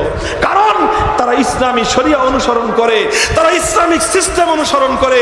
ইসলামিক সিস্টেম অনুসরণ করলে শুধুমাত্র নাম হয় না, বরং ইসলামিক সিস্টেম অনুসরণ করলে অর্থের নিরাপত্তা সবচেয়ে বেশি নিশ্চিত হয়। মুহতারাম হাজিরিন, রাত গভীর হয়েছে। এত দীর্ঘ আলোচনা করবার আমার ইচ্ছা ছিল না, কিন্তু আমি কিছু একটা মেসেজ আপনাদেরকে বোঝাবার চেষ্টা করছি। আজকের ইয়াং জেনারেশন, উল্লেখযোগ্য পরিমাণ চুয়াডাঙ্গার শিক্ষিত সমাজ এবং সমাজ সচেতন মানুষ আজকে আমার সামনে বসে আছে। আমি আপনাদের চেতনাটাকে একটু জাগ্রত করতে চাই। তুমি যদি মুসলমান হয়ে থাকো আর ইসলামের সৌন্দর্য আর শ্রেষ্ঠত্বকে যদি বুঝতে না পারো, তাহলে তোমার মতো হতভাগা দুনিয়াতে আর কেউ নাই। মুহতারাম হাজিরিন, আমি আমার এতক্ষণের আলোচনার মাধ্যমে একটা কথা দ্ব্যর্থহীনভাবে প্রমাণ করে দিলাম, চ্যালেঞ্জ করে গেলাম যে বাজেট দেওয়ার মতো ইসলাম ছাড়া অন্য কোনো ধর্মের ক্যাপাসিটি নাই। ব্যাংকিং ব্যবস্থা পরিচালনা করবার মতো একমাত্র ধর্ম ইসলামের কাছেই শুধুমাত্র একটা সিস্টেম আছে, অন্য কোনো ধর্মের কাছে ব্যাংকিং কোনো সিস্টেম নাই। পৃথিবীতে কোনো হিন্দু ব্যাংক আছে? যান না, ভারতে যান, এই মোদিরা জিজ্ঞেস করেন তুই যে এত কিছু করলি, তাহলে গোটা ভারত জুড়ে একটা হিন্দু ব্যাংক করতে পারলি না কিল্লেগা? কি বলুন, শব্দ যেটা মুখ দিয়ে আসছিল এটা বললে আপনি রাগ করবেন।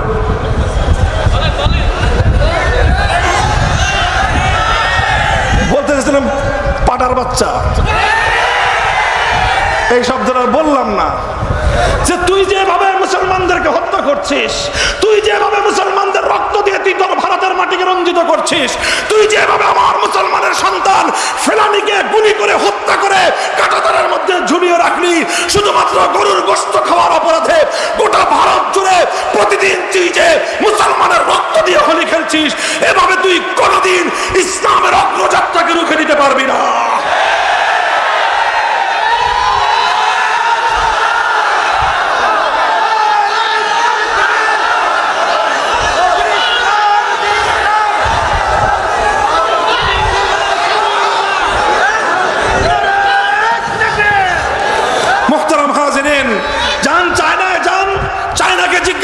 একটা বৌদ্ধ ব্যাংক কেউ দেখেছেন? চায়নায় যারা যান, সারা দুনিয়াতে একটা বৌদ্ধ ব্যাংক আছে?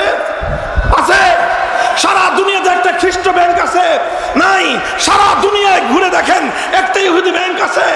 নাই। আর ইসলামী ব্যাংক শুধু বাংলাদেশ নয়, শুধু মুসলিম বিশ্ব নয়, সারা পৃথিবীতে উন্নত শহরগুলোতে আজকে পশ্চিমা ইউরোপিয়ানদেরকে তাদের অর্থনৈতিক নিরাপত্তা দিয়ে যাচ্ছে ইসলামের ব্যাংকিং ব্যবস্থা। কাজেই তুমি যদি অর্থনৈতিক নিরাপত্তা চাও, কনভেনশনাল সিস্টেমে হবে না। পুঁজিবাদ তোমার অর্থ কিনে খাবে। পুঁজিবাদ সারা দুনিয়ার মানুষের পকেট কেটে শুধুমাত্র একটা চিহ্নিত শ্রেণী, তারা আঙ্গুল ফুলে কলাগাছ হবে, তারা অর্থের পাহাড় গড়ে তুলবে। আর দুনিয়ার 99% মানুষ ওই 1% পুঁজিপতির তাদের সম্পদের পাহাড়ের চাপায় পুরে তারা চিরে চাপটা হয়ে থাকবে। এটা হলো পুঁজিবাদী অর্থ ব্যবস্থা। আর রাশিয়া, চায়না তারা আরেকটা যে অর্থ ব্যবস্থা দিয়েছে, কমিউনিজমের অর্থ ব্যবস্থা, সমাজতান্ত্রিক অর্থ ব্যবস্থা, এটা কোনো রাষ্ট্রের উন্নতি করতে পারে নাই। ভারসাম্যপূর্ণ একমাত্র অর্থ ব্যবস্থার নাম ইসলামিক অর্থ ব্যবস্থা। এটা হলো অর্থ নিয়ে আমি কথা বললাম। রাজনীতির সেক্টর নিয়ে দুটো ছোট্ট একটা দৃষ্টান্ত দেই। বলেন, রাষ্ট্র ব্যবস্থা পরিচালনা করতে হলে রাষ্ট্রের মধ্যে সবচেয়ে গুরুত্বপূর্ণ যেই সমস্যা, সেটা হলো রাষ্ট্রের নেতা নির্বাচন করা। কথা বলেন ঠিক না বেঠিক? আপনি এই যে বাংলাদেশে 1996 সাল থেকে যে মারামারি শুরু হয়েছে, 2024 সাল পর্যন্ত 30 বছর চলে গেছে। কত মানুষ যুবক থেকে বৃদ্ধ হয়ে কবরে চলে গেছে। বাঙালিদের এই কামড়া কামড়িয়া বন্ধ হইতে দেখলো না। কি সমস্যা? নির্বাচনী সিস্টেম। কথা বলেন ঠিক না বেঠিক? কিভাবে একজন রাষ্ট্রপতি হবে, কিভাবে একজন মানুষ প্রধানমন্ত্রী হবে, কোন পদ্ধতিতে? একবার সবাই মিলে বলল তত্ত্বাবধায়ক, আবার সেটাকে বাতিল করলো, আবার আরেকটা বলে, আবার আরেকটা বলে, কামরা করতে করতে 15টা বছর ফ্যাসিবাদ এদেশের মানুষের রক্ত চুষে খেলো। কারণ হলো এই দেশের নির্বাচন কোনো সুষ্ঠু ব্যবস্থা নেই। এজন্য তাহলে এই যে একটা নির্বাচন ব্যবস্থা, রাষ্ট্র পরিচালনা করতে হলে, রাষ্ট্র সিস্টেম পরিচালনা করতে হলে রাষ্ট্রপ্রধান নির্বাচন করবার একটা ব্যবস্থা দিতে হবে কি হবে না? আমি যদি বলি সব ধর্মকে, ইসলাম, হিন্দু, বৌদ্ধ, খ্রিস্ট, ইহুদি ধর্ম, তোমরা যার যার ধর্ম থেকে ধর্মের রেফারেন্সের আলোকে, ধর্মগ্রন্থের রেফারেন্স দিয়ে, ধর্ম প্রণেতার রেফারেন্স দিয়ে বলো দেখি তোমাদের ধর্মে একটা রাষ্ট্রের রাষ্ট্রপ্রধান নির্বাচন করবার কি ফর্মুলা আছে? আলহামদুলিল্লাহ, পূর্বের দুই প্রশ্নের মতো এই প্রশ্নের জবাব আমি আগাম বলে দিয়ে যাই। একটা রাষ্ট্রের রাষ্ট্রপ্রধান নির্বাচন করার কোনো ফর্মুলা হিন্দুদের কাছে নাই, বৌদ্ধদের কাছে নাই, খ্রিস্টানদের কাছে নাই, ইহুদিদের কাছে নাই। থাকলে আছে একমাত্র ইসলামের কাছে। ইসলামের রাষ্ট্র ব্যবস্থায় রাষ্ট্রপ্রধান খলিফাতুল মুসলিমিন, আমিরুল মুমিনিন কিভাবে নির্বাচিত হবে তার পূর্ণাঙ্গ এবং একমাত্র নির্ভুল ব্যবস্থা ইসলামের কাছে আছে। ইসলামের ব্যবস্থার লম্বা আলোচনা আমি আর করব না। ইসলামের ব্যবস্থাকে বলা হয় আহলুল হাল্লি ওয়াল আকদ। একটা নির্বাচিত ভোটার তালিকা হবে, একটা বিশেষ ক্রাইটেরিয়ায় আগে ভোটার নির্বাচন হবে। সেই নির্বাচিত ভোটাররা রাষ্ট্রপ্রধানের জন্য একজনকে সিলেক্ট করবে। এখানে কোনো প্রার্থী থাকতে পারবে না, উইদাউট এনি ক্যান্ডিডেট। শুধুমাত্র ভোটাররা ভোট দিয়ে একজন ব্যক্তিকে নির্বাচিত করবেন। নির্বাচিত হওয়ার পর তার উপাধি হবে আমিরুল মুমিনিন। তিনি যতদিন সুস্থ মস্তিষ্কে জীবদ্দশায় থাকবেন ততদিন পর্যন্ত তার আনুগত্য করা প্রত্যেকটি নাগরিকের জন্য হওয়া ওয়াজিব। দিস ইজ ইসলাম। ইসলাম একটা পূর্ণাঙ্গ নির্বাচন ব্যবস্থা উপহার দিয়েছে। এরপরে আসেন আরেকটা গুরুত্বপূর্ণ প্রশ্ন, সেটা হলো যে কোনো ধর্মের আলোকে আমরা যদি রাষ্ট্র প্রতিষ্ঠা করি, সেই রাষ্ট্রে শুধু সেই ধর্মের নাগরিকরাই থাকবে? বলেন, বুঝে জবাব দেন। আমরা যদি ইসলামী রাষ্ট্র প্রতিষ্ঠা করি বাংলাদেশে শুধু মুসলিমরাই থাকবে, না হিন্দুরাও থাকবে, বৌদ্ধরাও থাকবে, খ্রিস্টানরাও থাকবে? কথা বলেন ঠিক না বেঠিক? একই প্রশ্ন। যদি হিন্দুরা বাংলাদেশে হিন্দু রাষ্ট্র প্রতিষ্ঠা করতে সক্ষম হয়, তাহলে এদেশে মুসলমানরা থাকবে কি থাকবে না? বৌদ্ধ এবং খ্রিস্টানরা থাকবে কি থাকবে না? থাকবে। যে কোনো ধর্ম অনুযায়ী রাষ্ট্র প্রতিষ্ঠা করা হোক, সেই ধর্ম ছাড়া অন্যান্য ধর্মাবলম্বীরাও সে রাষ্ট্রে বসবাস করবে। কথা বলেন ঠিক না বেঠিক? তাহলে অন্যান্য ধর্মাবলম্বীরা যদি সেই রাষ্ট্রে বসবাস করে, এবার গুরুত্বপূর্ণ প্রশ্ন হলো, বলো দেখি যেই ধর্ম অনুযায়ী রাষ্ট্র চলছে সেই ধর্মের অনুসারী ছাড়া অন্য ধর্মাবলম্বীদের অধিকারের ব্যাপারে তোমার ধর্ম কি বলে? বলো, বলেন প্রশ্নটা গুরুত্বপূর্ণ কিনা? আমরা মনে করেন, আমরা ধরে নিলাম বাংলাদেশে আমি হিন্দু রাষ্ট্র প্রতিষ্ঠা করার দাবি মেনে নিয়েছি, হিন্দু রাষ্ট্র প্রতিষ্ঠা হয়েছে। এবার হিন্দুদেরকে জবাব দিব, বলো তোমার হিন্দু রাষ্ট্রে একজন মুসলিম ইসলাম ধর্মের অনুসারী ইসলাম ধর্ম পালন করে কিভাবে সে তার ধর্মীয় অধিকার, নাগরিক অধিকার কিভাবে পেতে পারে? এই ব্যাপারে তোমার হিন্দু ধর্ম কি বলে? তোমার বৌদ্ধ ধর্ম কি বলে? তোমার খ্রিস্ট ধর্ম কি বলে? তোমার হিন্দু ধর্ম কি বলে? ইহুদি ধর্ম কি বলে? আমি সুনির্দিষ্ট প্রশ্ন করতেছি, হিন্দুদের কাছে তোমরা হিন্দু রাষ্ট্র প্রতিষ্ঠা করলা, সেই রাষ্ট্রের মধ্যে একজন মুসলমান আল্লাহ প্রদত্ত অধিকার অনুযায়ী গরুর গোশত খেতে পারবে কি পারবে না? জবাব দাও, বলেন প্রশ্ন ঠিক আছে কিনা? আমি একজন মুসলমান হিসেবে গরুর গোশত খেতে চাই একটা হিন্দু রাষ্ট্রে। এবার বলো তোমার হিন্দু ধর্ম আমাকে গরুর গোশত খাওয়ার পারমিশন দিবে কিনা? জবাব দেওয়ার আগে এখনো হিন্দু রাষ্ট্র প্রতিষ্ঠা করার দাবিও করে নাই, শুধুমাত্র তারা চেষ্টা করতেছে সেই ভারতে গরুর গোশত খাওয়ার কারণে এক একজন মুসলমানের সঙ্গে কি নির্মম, কি বর্বর আচরণ করা হয় সারা দুনিয়ার মানুষ তার সাক্ষী। শুধুমাত্র গরুর গোশত খাওয়ার অপরাধে কত মুসলমানকে পিটিয়ে হত্যা করা হয়েছে।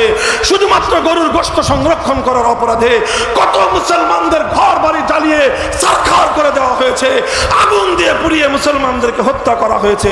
কথা বলেন ঠিক না বেঠিক? আমি আরেকটা প্রশ্ন করলাম, খ্রিস্টানদের কাছে প্রশ্ন করলাম, তোমরা মনে করো খ্রিস্ট রাষ্ট্র প্রতিষ্ঠা করলা, সেই রাষ্ট্রের মধ্যে একজন মুসলমান 5 ওয়াক্ত নামাজ আজান দিয়ে আদায় করতে চায়, তোমার রাষ্ট্রে একজন মুসলমান 5 ওয়াক্ত নামাজ আজান দিয়ে পড়বার অধিকার পাবে কিনা? জবাব দাও। তোমার ধর্ম এ ব্যাপারে কি বলে? বলবে আমার ধর্ম এ ব্যাপারে নীরব। আমি প্রশ্ন রাখবো ইহুদিদের কাছে, খ্রিস্টানদের কাছে, তোমাদের ধর্ম অনুযায়ী, বৌদ্ধ ধর্ম অনুযায়ী মনে করো একটা রাষ্ট্র গঠন করা হলো, সেই রাষ্ট্রে একজন মুসলিম নাগরিক, একজন মুসলিম নারী, একজন মুসলিম যুবতী হিজাব পালন করবার, পর্দা করবার সুযোগ পাবে কিনা? বলো। আজকে যদি আপনি ফ্রান্সের দিকে তাকান, প্রশ্নের জবাব পাওয়া যাবে যে না, তোমার মুসলমানরা আমার খ্রিস্ট রাজ্যে একজন নারী হিজাব করতে পারবে না। তার অর্থ হলো একজন মুসলমান খ্রিস্ট রাষ্ট্রে ইসলাম পালন করতে পারবে না। কথা বলেন ঠিক না বেঠিক? কারণ হিজাব করা নারীর জন্য ফরজ। তুমি যদি নারীকে হিজাব করতে না দাও, তার মানে তুমি একজন নারীকে তার ধর্ম পালনে বাধা দিচ্ছ। আরে ভাই, এটা পশ্চিমা দেশের কথা কি বলবো, স্বয়ং বাংলাদেশে ওদের লেসপেন্সার আর ওদের দালাল যারা আছে 90% মুসলমানদের দেশে। মাঝে মাঝে আমাদেরকে দুঃখজনক দৃশ্য দেখতে হয়, কোন স্কুলে, কোন কলেজে, কোন ইউনিভার্সিটিতে, কখনো পাবলিক, কখনো প্রাইভেট ইউনিভার্সিটিতে আমার মেয়েরা, আমার বোনেরা হিজাব করে যাওয়ার পর শিক্ষক নামক কুলাঙ্গাররা আমার মেয়ে আর আমার বোনদেরকে হিজাব খুলতে বাধ্য করে। সেই সমস্ত কুলাঙ্গারদেরকে হাত ভেঙে গুড়িয়ে দিতে হবে।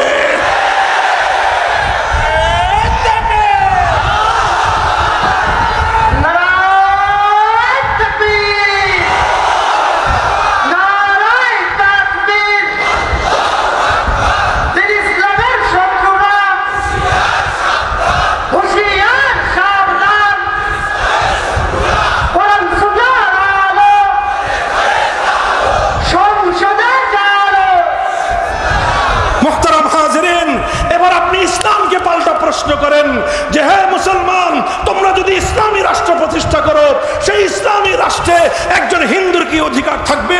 সেই ইসলামী রাষ্ট্রে একজন ভিন্ন ধর্মাবলম্বী বৌদ্ধ, খ্রিস্টান, ইহুদির কি অধিকার থাকবে? আমি বলবো, আসো, কি অধিকার তুমি শুনতে চাও? কোন বিষয়ে তুমি অধিকার শুনতে চাও? কোন আলেম ওলামার বক্তব্য নয়, স্বয়ং সরওয়ারে কায়নাত নবী আরবি মুহাম্মদুর রাসূলুল্লাহ সাল্লাল্লাহু আলাইহি ওয়াসাল্লামের অসংখ্য অগণিত সহিহ হাদিসের উদ্ধৃতি দিয়ে আমি একটা একটা করে বলে দিব মুসলিম রাষ্ট্রের মধ্যে, ইসলামী রাষ্ট্রের মধ্যে অমুসলিম নাগরিকদের কি কি অধিকার রয়েছে।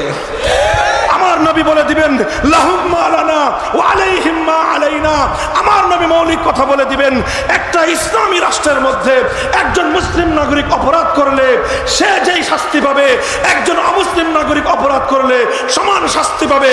একটা ইসলামী রাষ্ট্রের মধ্যে একজন মুসলিম নাগরিক হিসেবে যতটুকু সুযোগ সুবিধা, যতটুকু নিরাপত্তা সে ভোগ করবে, একজন অমুসলিম নাগরিক তার সমান নিরাপত্তা ভোগ করবে। আল্লাহ নবী বলে দিবেন আল খামরু লাহুম কাল খাল্লি লানা ওয়াল খিনজিরু লাহুম কাশশাতি লানা।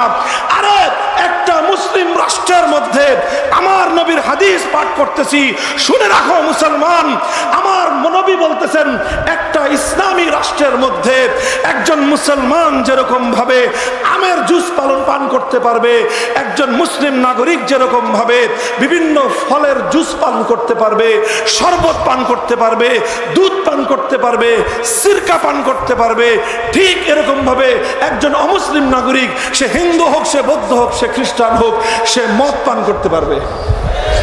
আর কি চাও তুমি? আর কিসের অধিকার তুমি চাও? আমরা তো প্রশ্ন করেছিলাম যে তোমার রাষ্ট্রে আমার একজন মুসলিম নাগরিক গরুর গোশত খেতে পারবে কিনা। জবাব তোমার দেওয়ার দরকার নাই, তোমার দেশ থেকে আমরা জবাব পেয়ে যাই। আর আমার রাষ্ট্রে, একটা ইসলামী রাষ্ট্রে যদি তুমি প্রশ্ন করো একজন হিন্দু, একজন খ্রিস্টান সে শুয়োরের গোশত খেতে পারবে কিনা, আমার নবী বলে দিয়েছেন একটা ইসলামী রাষ্ট্রের মধ্যে একজন মুসলিম যেভাবে বকরির গোশত খেতে পারবে, একটা ইসলামী রাষ্ট্রের মধ্যে একজন খ্রিস্টান অথবা একজন হিন্দু ঠিক একইভাবে সে শুয়োরের গোশত খেতে পারবে। ইসলামী রাষ্ট্রের মধ্যে মুসলমানরা যেরকম বকরি পালন করতে পারবে, একটা ইসলামী রাষ্ট্রের মধ্যে হিন্দুরা শুয়োর পালন করতে পারবে। একটা ইসলামী রাষ্ট্রের মধ্যে একজন মুসলিম নাগরিক যেরকম ভাবে বকরি পালন করার পর তার বকরির বাচ্চা যদি কেউ মেরে ফেলে ক্ষতিপূরণ যেভাবে দিতে হবে, একজন বৈধ হিন্দু নাগরিকের একটা শূকরের বাচ্চাকে যদি কেউ মেরে ফেলে তাকে সমান পরিমাণ ক্ষতিপূরণ দিতে হবে। আরে ইসলামকে বুঝবার চেষ্টা করো, ইসলাম কোথা থেকে শুরু করেছে দেখো। ইসলাম তোমাকে শূকরের গোশত খাওয়ার নিরাপত্তা দেয়, ইসলাম তোমাকে কাশ্মীর কচ্ছপের গোশত খাওয়ার নিরাপত্তা দেয়, ইসলাম তোমাকে মদ্যপান করার পর্যন্ত নিরাপত্তা দেয়। আর ইসলাম তোমাকে কি না দিয়েছে এবার জানতে চাও? ইসলাম বলবে যে তুমি একজন মুসলিম যেভাবে, একজন মুসলিম নাগরিক যেভাবে ইসলামী রাষ্ট্রকে, ইসলামী রাষ্ট্র পরিচালনার জন্য বিভিন্ন আয়ের উৎস আছে, সেই আয়ের উৎসগুলোতে মুসলমানরা যেরকম কন্ট্রিবিউশন করবে, মুসলমানরা যেরকম অংশগ্রহণ করবে, মুসলমান কখনো যাকাত দিবে, মুসলমান কখনো ওশর দিবে, মুসলমান কখনো খুমুস দিবে, এইভাবে বিভিন্ন ভাবে মুসলমানের কাছ থেকে যেভাবে রেভিনিউ কালেকশন করা হবে ইসলামী রাষ্ট্রের, ঠিক একইভাবে হিন্দু, বৌদ্ধ, খ্রিস্টানদের কাছ থেকেও রেভিনিউ কালেকশন করা হবে।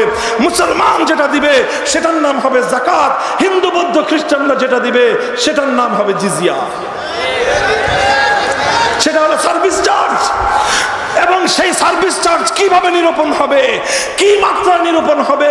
মাথা পিছু একজন হিন্দু, বৌদ্ধ, খ্রিস্টান, একজন অমুসলিম নাগরিক একটা ইসলামী রাষ্ট্রের মধ্যে কিভাবে তার জিজিয়া কর দিবে আল্লাহর নবী বলে দিয়ে গিয়েছেন সেই ক্ষেত্রেও যে খবরদার ইসলাম ইসলামী রাষ্ট্রপ্রধান, ইসলামী রাষ্ট্র ব্যবস্থা তোমরা যারা পরিচালনা করবা, তোমরা কোনো অমুসলিমের উপর তার সামর্থ্যের বাইরে, তার সাধ্যের বাইরে অতিরিক্ত করের বোঝা তোমরা চাপিয়ে দিও না। একটা বয়স পর্যন্ত তার কাছ থেকে কর নিবা, সে যখন এমন একটা বয়সে উপনীত হয়ে যাবে যেই বয়সে সে আর উপার্জন করতে পারে না, বার্ধক্যের কোণে যখন ঢলে পড়বে, খবরদার ইসলামী রাষ্ট্র সেই বুড়োর কাছ থেকে, সেই বৃদ্ধ বৃদ্ধার কাছ থেকে তুমি কর নিবা না, কারণ সে যৌবনে তোমাকে সার্ভিস দিয়েছে, বার্ধক্যে এবার রাষ্ট্র তাকে সার্ভিস দিবে।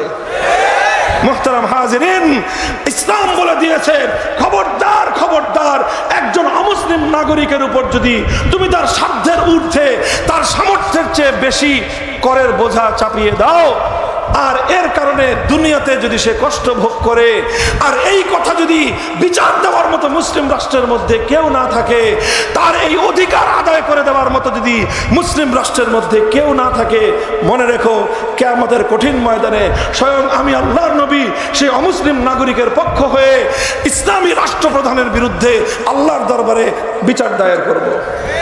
ফানা হাজিজুহু ইয়াউমাল কিয়ামাহ।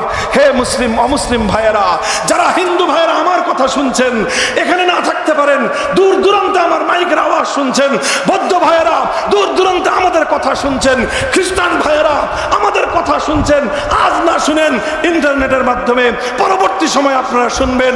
আমি আপনাদেরকে একটা জিনিসের নিশ্চয়তা দিতে পারি, ইসলাম আপনাকে অর্থের যেভাবে নিরাপত্তা দিবে, ইসলাম আপনাকে সামাজিক যেই নিরাপত্তা দিবে, ইসলাম আপনাকে ধর্ম পালনের যে নিরাপত্তা দিবে, আল্লাহর কসম খেয়ে বলি, আসমান আর জমিনের মধ্যে ইসলাম ছাড়া আর কোন মতবাদ, আর কোন আদর্শ, আর কোন ধর্ম সেটা দিতে পারবে না।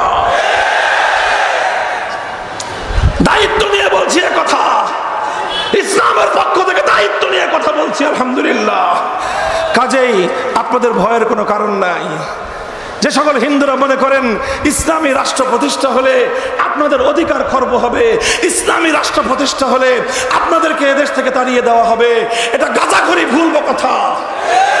ইসলাম প্রতিষ্ঠিত হলে আল্লাহর রাসূল সাল্লাল্লাহু আলাইহি ওয়াসাল্লাম বলেছেন, আমার নবীর জীবনের অন্তিম ওসিয়ত, অন্তিম ওসিয়ত, অন্তিম ওসিয়ত, তোমাদের ঘরগুলোতে যে সকল অমুসলিম নাগরিকরা তোমাদের অধীনস্থ হিসেবে থাকে, খবরদার, খবরদার তাদের ব্যাপারে যেন তোমাদের কোনো গাফলতি না হয়। মুহতারাম হাজিরিন, সুতরাং আমার কথা লম্বা কিছু নাই, এই কথাটুকু আমি গোটা বিশ্ববাসীর সামনে জাতি ধর্ম নির্বিশেষে প্রতিটা ধর্মাবলম্বীর কাছে আমরা পয়গাম পৌঁছে দিতে চাই। কেবলই মুসলমানের তরে দুনিয়াতে আসেনি কো ইসলাম, কেবলই মুসলমানের তরে দুনিয়াতে আসেনি কো ইসলাম। ইসলাম যেভাবে মুসলমানের নিরাপত্তা নিশ্চিত করে, ইসলাম হিন্দু বৌদ্ধ খ্রিস্টান ইহুদিরও নিরাপত্তা তার চেয়ে বেশি নিশ্চিত করে। আল্লাহর নবী বলেছেন, ইউকাতালু মিন ওয়ারাইহিম, একটা মুসলিম এলাকায় শত্রু বাহিনী যদি হামলা চালায়, আগ্রাসন চালায়, সেই মুসলিম এলাকাকে সংরক্ষণ করার জন্য যেভাবে মুসলিম ইসলামী রাষ্ট্রের সেনাবাহিনী দায়িত্ব পালন করবে, তার চেয়েও বেশি কোন একটা অমুসলিম অধ্যুষিত এলাকায় যদি কোন আগ্রাসী বহির্শক্তি হামলা চালায়, প্রতিটা অমুসলিম নাগরিকের জীবনের নিরাপত্তা দেওয়ার জন্য মুসলমান মুসলিম সেনা দলের প্রত্যেকটা সৈনিককে জিহাদের ময়দানে যুদ্ধ করে জীবন দেওয়ার জন্য শাহাদাত বরণ করা দায়িত্ব এবং কর্তব্য। দিস ইজ ইসলাম। এর নাম হলো ইসলাম। একজন হিন্দুর জীবন রক্ষা করার জন্য একজন মুসলমান শহীদ হবে, একজন বৌদ্ধ নারীর জীবন রক্ষা করার জন্য একজন মুসলিম সৈনিক শাহাদাত বরণ করবে, একজন খ্রিস্টানের জীবন রক্ষা করার জন্য একজন মুসলিম সৈনিক হাতে রাইফেল তুলে নিবে, শত্রুর বিরুদ্ধে যুদ্ধ করবে। এটাই ইসলামের নির্দেশ, এটাই ইসলামের আদর্শ। ভাই, কথা আরো অনেক অনেক অনেক কথা, হৃদয় জুড়ে আমাদের এই সকল বেদনা, হৃদয় জুড়ে আমাদের আবেগ। হিন্দু বৌদ্ধ খ্রিস্টান ভাইয়েরা, আমি বারবার তাদেরকে ভাই করে বলতেছি। আপনারা কেউ হয়তো মনে করতে পারেন যে হুজুর এতদিন শুনলাম আল মুসলিম আখুল মুসলিম, মুসলমানরা শুধু মুসলমানের ভাই, আর আপনি দেখি আজকে কোরআনের মাহফিলে এসে, ওলামাদের মাহফিলে এসে, ইসলামের মাহফিলে এসে বারবার হিন্দু ভাই খ্রিস্টান ভাই বৌদ্ধ ভাই ভাই বলতেছেন, এটা কিসের ভিত্তিতে বলতেছেন? ভাই এটাও কোরআন হাদিসের কথা। আন্নাসু বানু আদমা কাত্তিমসালি আকফাউ আবুহুম আদম ওয়াল উম্মু হাওয়াউ। ইসলাম বলে পৃথিবীর সব ধর্মাবলম্বী যে যেই ধর্মের অনুসারী হোক না কেন, সকলের বাবা এক আদম আলাইহিস সালাম, সকলের মা এক হাওয়া আলাইহিস সালাম। এক মায়ের গর্ভে জন্মগ্রহণ করার পরে, এক বাবার ঔরসে জন্মগ্রহণ করবার পরে ধর্ম যেটাই হোক না কেন, ভ্রাতৃত্বের সম্পর্ক কোনোদিন ছিন্ন হয় না। এই জন্য হযরত হাফিজ হুজুর বলতেন, তোমরা আমাদের ধর্ম ভাই, তারা আমাদের আদম সন্তানের ভাই, তারা আমাদের মানুষ ভাই। মুসলমান আমার সঙ্গে ইসলামের ভ্রাতৃত্বের বন্ধনে আবদ্ধ, তারা আমার সঙ্গে আদমিয়ত, আদম আলাইহিস সালামের সূত্রের বন্ধনে আবদ্ধ। এজন্যই আমরা আপনাদেরকে ভাই বলে আখ্যায়িত করছি। আপনারা অহেতুক আতঙ্কগ্রস্ত হবেন না। আপনাদেরকে আতঙ্কগ্রস্ত করে বাংলাদেশকে ধ্বংস করবার পায়ে তারা চলছে, বাংলাদেশকে ধ্বংস করবার পায়ে তারা চালানো হচ্ছে। মুসলমান এক কথা, ও মুসলমান একবার একটু বুঝবার চেষ্টা করো, এই দেশটা তো ইসলামী রাষ্ট্র প্রতিষ্ঠার জন্যই, ইসলামী রাষ্ট্র প্রতিষ্ঠার জন্যই 1947 সালে ভাগাভাগি হয়েছিল। 24 বছর পর্যন্ত পশ্চিম পাকিস্তানিরা গাদ্দারি করেছে। এজন্য 71 সালে পশ্চিম পাকিস্তানিদেরকে আমরা ঠ্যাঙ্গায় বিদায় করেছি। 71 থেকে 2024 সাল, আজ 54 বছর পর্যন্ত এদেশের শাসক গোষ্ঠী জাতির সঙ্গে গাদ্দারি করে আসছে। এবার সময় এসেছে সকল গাদ্দারির হিসাব চুকিয়ে দিতে হবে। এবার 2024 সালের 5ই আগস্টের বিপ্লবের পর এখন নতুন আওয়াজ তুলতে হবে। এবারের বাংলাদেশ হবে ইসলামের বাংলাদেশ, এবারের বাংলাদেশ হবে খেলাফতের বাংলাদেশ, এবারের বাংলাদেশ হবে আল কোরআনের বাংলাদেশ। কথা বলেন ঠিক না বেঠিক?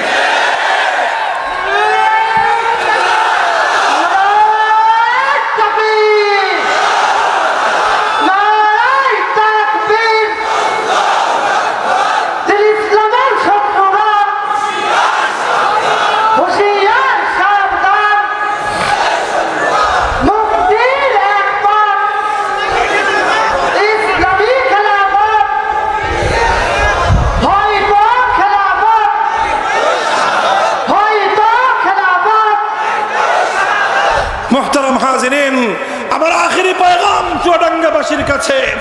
হে চুয়াডাঙ্গার মুসলিম জনসাধারণ, ইভেন আমি বলবো অন্যান্য ধর্মাবলম্বীদেরকে, নিরাপত্তা চান, শান্তি চান, সম্মান চান, ইসলাম ছাড়া পৃথিবীর কোন ধর্ম, কোন মতবাদ, কোন আদর্শ দিতে পারবে না। তাই আসুন সকলে মিলে সোচ্চার হই, এক দাবিতে সোচ্চার হই। আর কোন তন্ত্রমন্ত্র দেখতে চাই না, আল কোরআনের বাংলাদেশ দেখতে চাই। আমরা বর্তমান অন্তর্বর্তীকালীন সরকারকে বলি, 5ই আগস্টের বিপ্লবের সিম্বলটা বুঝবার চেষ্টা করেন, আগে থেকে বুঝবার চেষ্টা করেন যে তুফান আসতেছে, সেই তুফানটার আগাম গতিবেগ বুঝবার চেষ্টা করেন। 5ই আগস্টের বিপ্লবকে বুঝবার জন্য আমি বাংলাদেশের 5ই আগস্টের দুপুর বেলার আধা ঘন্টার বাংলাদেশের দিকে তাকিয়ে দেখতে বলবো সবাইকে। স্বৈরাচারী, ভারতের সেবাদাসী, ভারতের কৃতদাসী, বাংলাদেশ বিরোধী ভারতের কৃতদাসী ফ্যাসিবাদী সরকার যখন পালিয়ে গেল, আর এই সংবাদ যখন বাংলাদেশে ছড়িয়ে পড়লো, টেকনাফ থেকে তেতুলিয়ায় কোন নেতাকে ডাক দিতে হয় নাই, কোন আলেমকে গাইডলাইন দিতে হয় নাই, কাউকে কিছু বলে দিতে হয় নাই। বিপ্লবীরা যে কাজটা করেছে সেটা হলো টেকনাফ থেকে তেতুলিয়া মুসলমানদের পবিত্র ভূমিতে জাতীয় স্থাপনায় ভাস্কর্য নামে যত মূর্তি ছিল সব মূর্তি ভেঙে গুড়িয়ে দিয়েছে।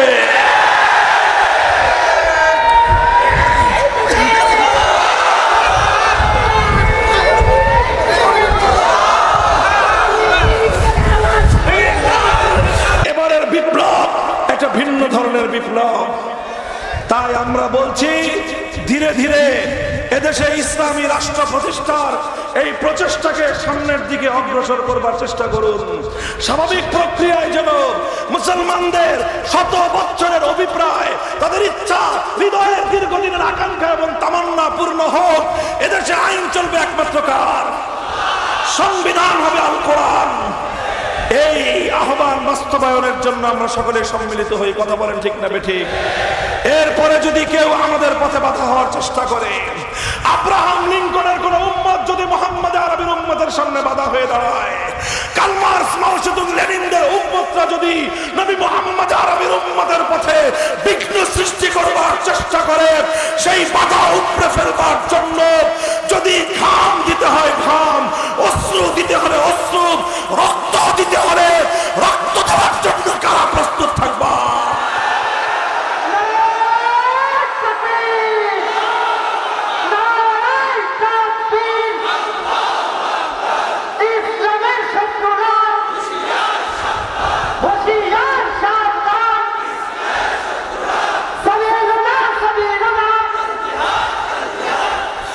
রাজি আছেন তো ইনশাআল্লাহ? শুধু কথার কথা না শপথ, অঙ্গীকার? কার সাথে? চিৎকার করে বলেন, কার সাথে? আল্লাহর সাথে অঙ্গীকার করেন। আরে ভাই, জন্মেছেন কয়বার? বলেন, জন্মেছেন কয়বার? মরবেন কয়বার? মরবো তো একবারই, নির্দিষ্ট সময়ে মরবো। মৃত্যুর সময় আসার এক মুহূর্ত আগে চাইলেও মরতে পারবেন না, চাইলেও বিলম্ব করতে পারবেন না। কাজে জীবনের মৃত্যু যখন নির্ধারিত, কাজে আমার জীবন, আমার মরণ আল্লাহর জন্য উৎসর্গিত হোক। আসুন হাতে হাত রাখি।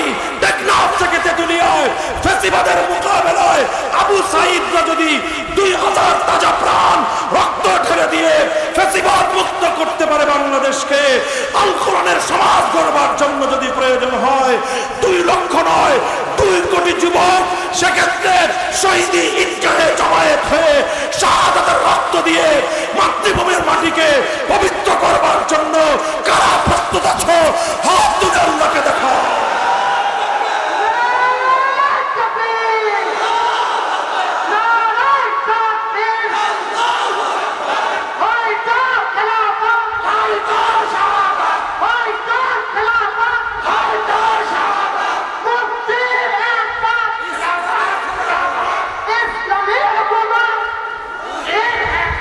আল্লাহ পাক কবুল করুন। আল্লাহ পাক আমাদের সকলকে বুঝবার, আমল করবার তৌফিক দান করেন। আমি না বুঝে কোনো কথার উপরে এভাবে চলতে বলি নাই। সকলকে আমি বলেছি, বুঝুন, ইসলামকে বোঝার চেষ্টা করুন। আজকের বয়ানে বুঝেন নাই, আসুন আমাদের সঙ্গে বসুন।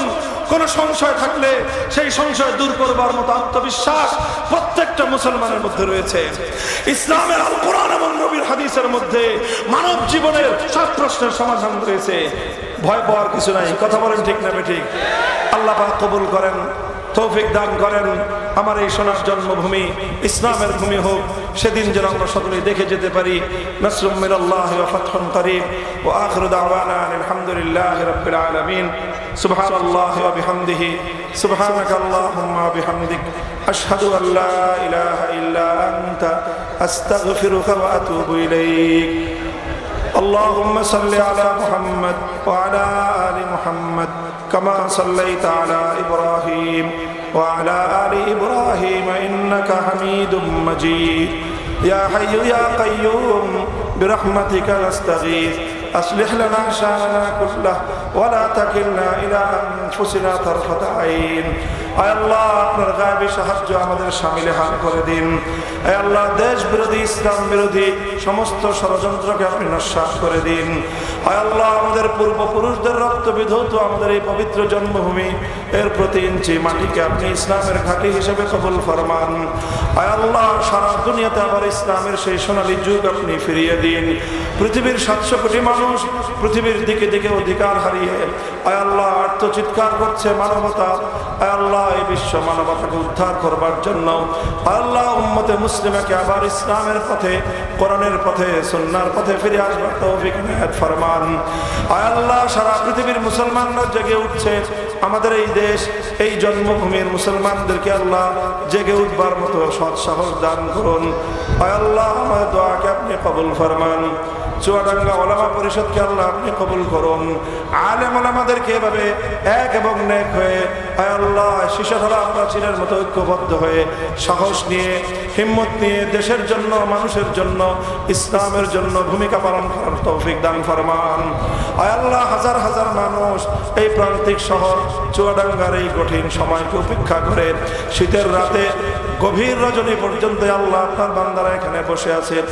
আল্লাহ, প্রত্যেককে আপনি উত্তম বিনিময় দান করুন। আজকের মাহফিলকে কবুল করে কিয়ামতের কঠিন ময়দানে আল্লাহ এটাকে আমাদের সকলের নাজাতের জরিয়া হিসেবে কবুল ফরমান। রব্বানা তাকাব্বাল মিন্না ইন্নাকা আনতাস সামিউল আলিম ওয়া তুব আলাইনা ইয়া মাওলানা ইন্নাকা আনতাত তাওয়াবুর রহিম।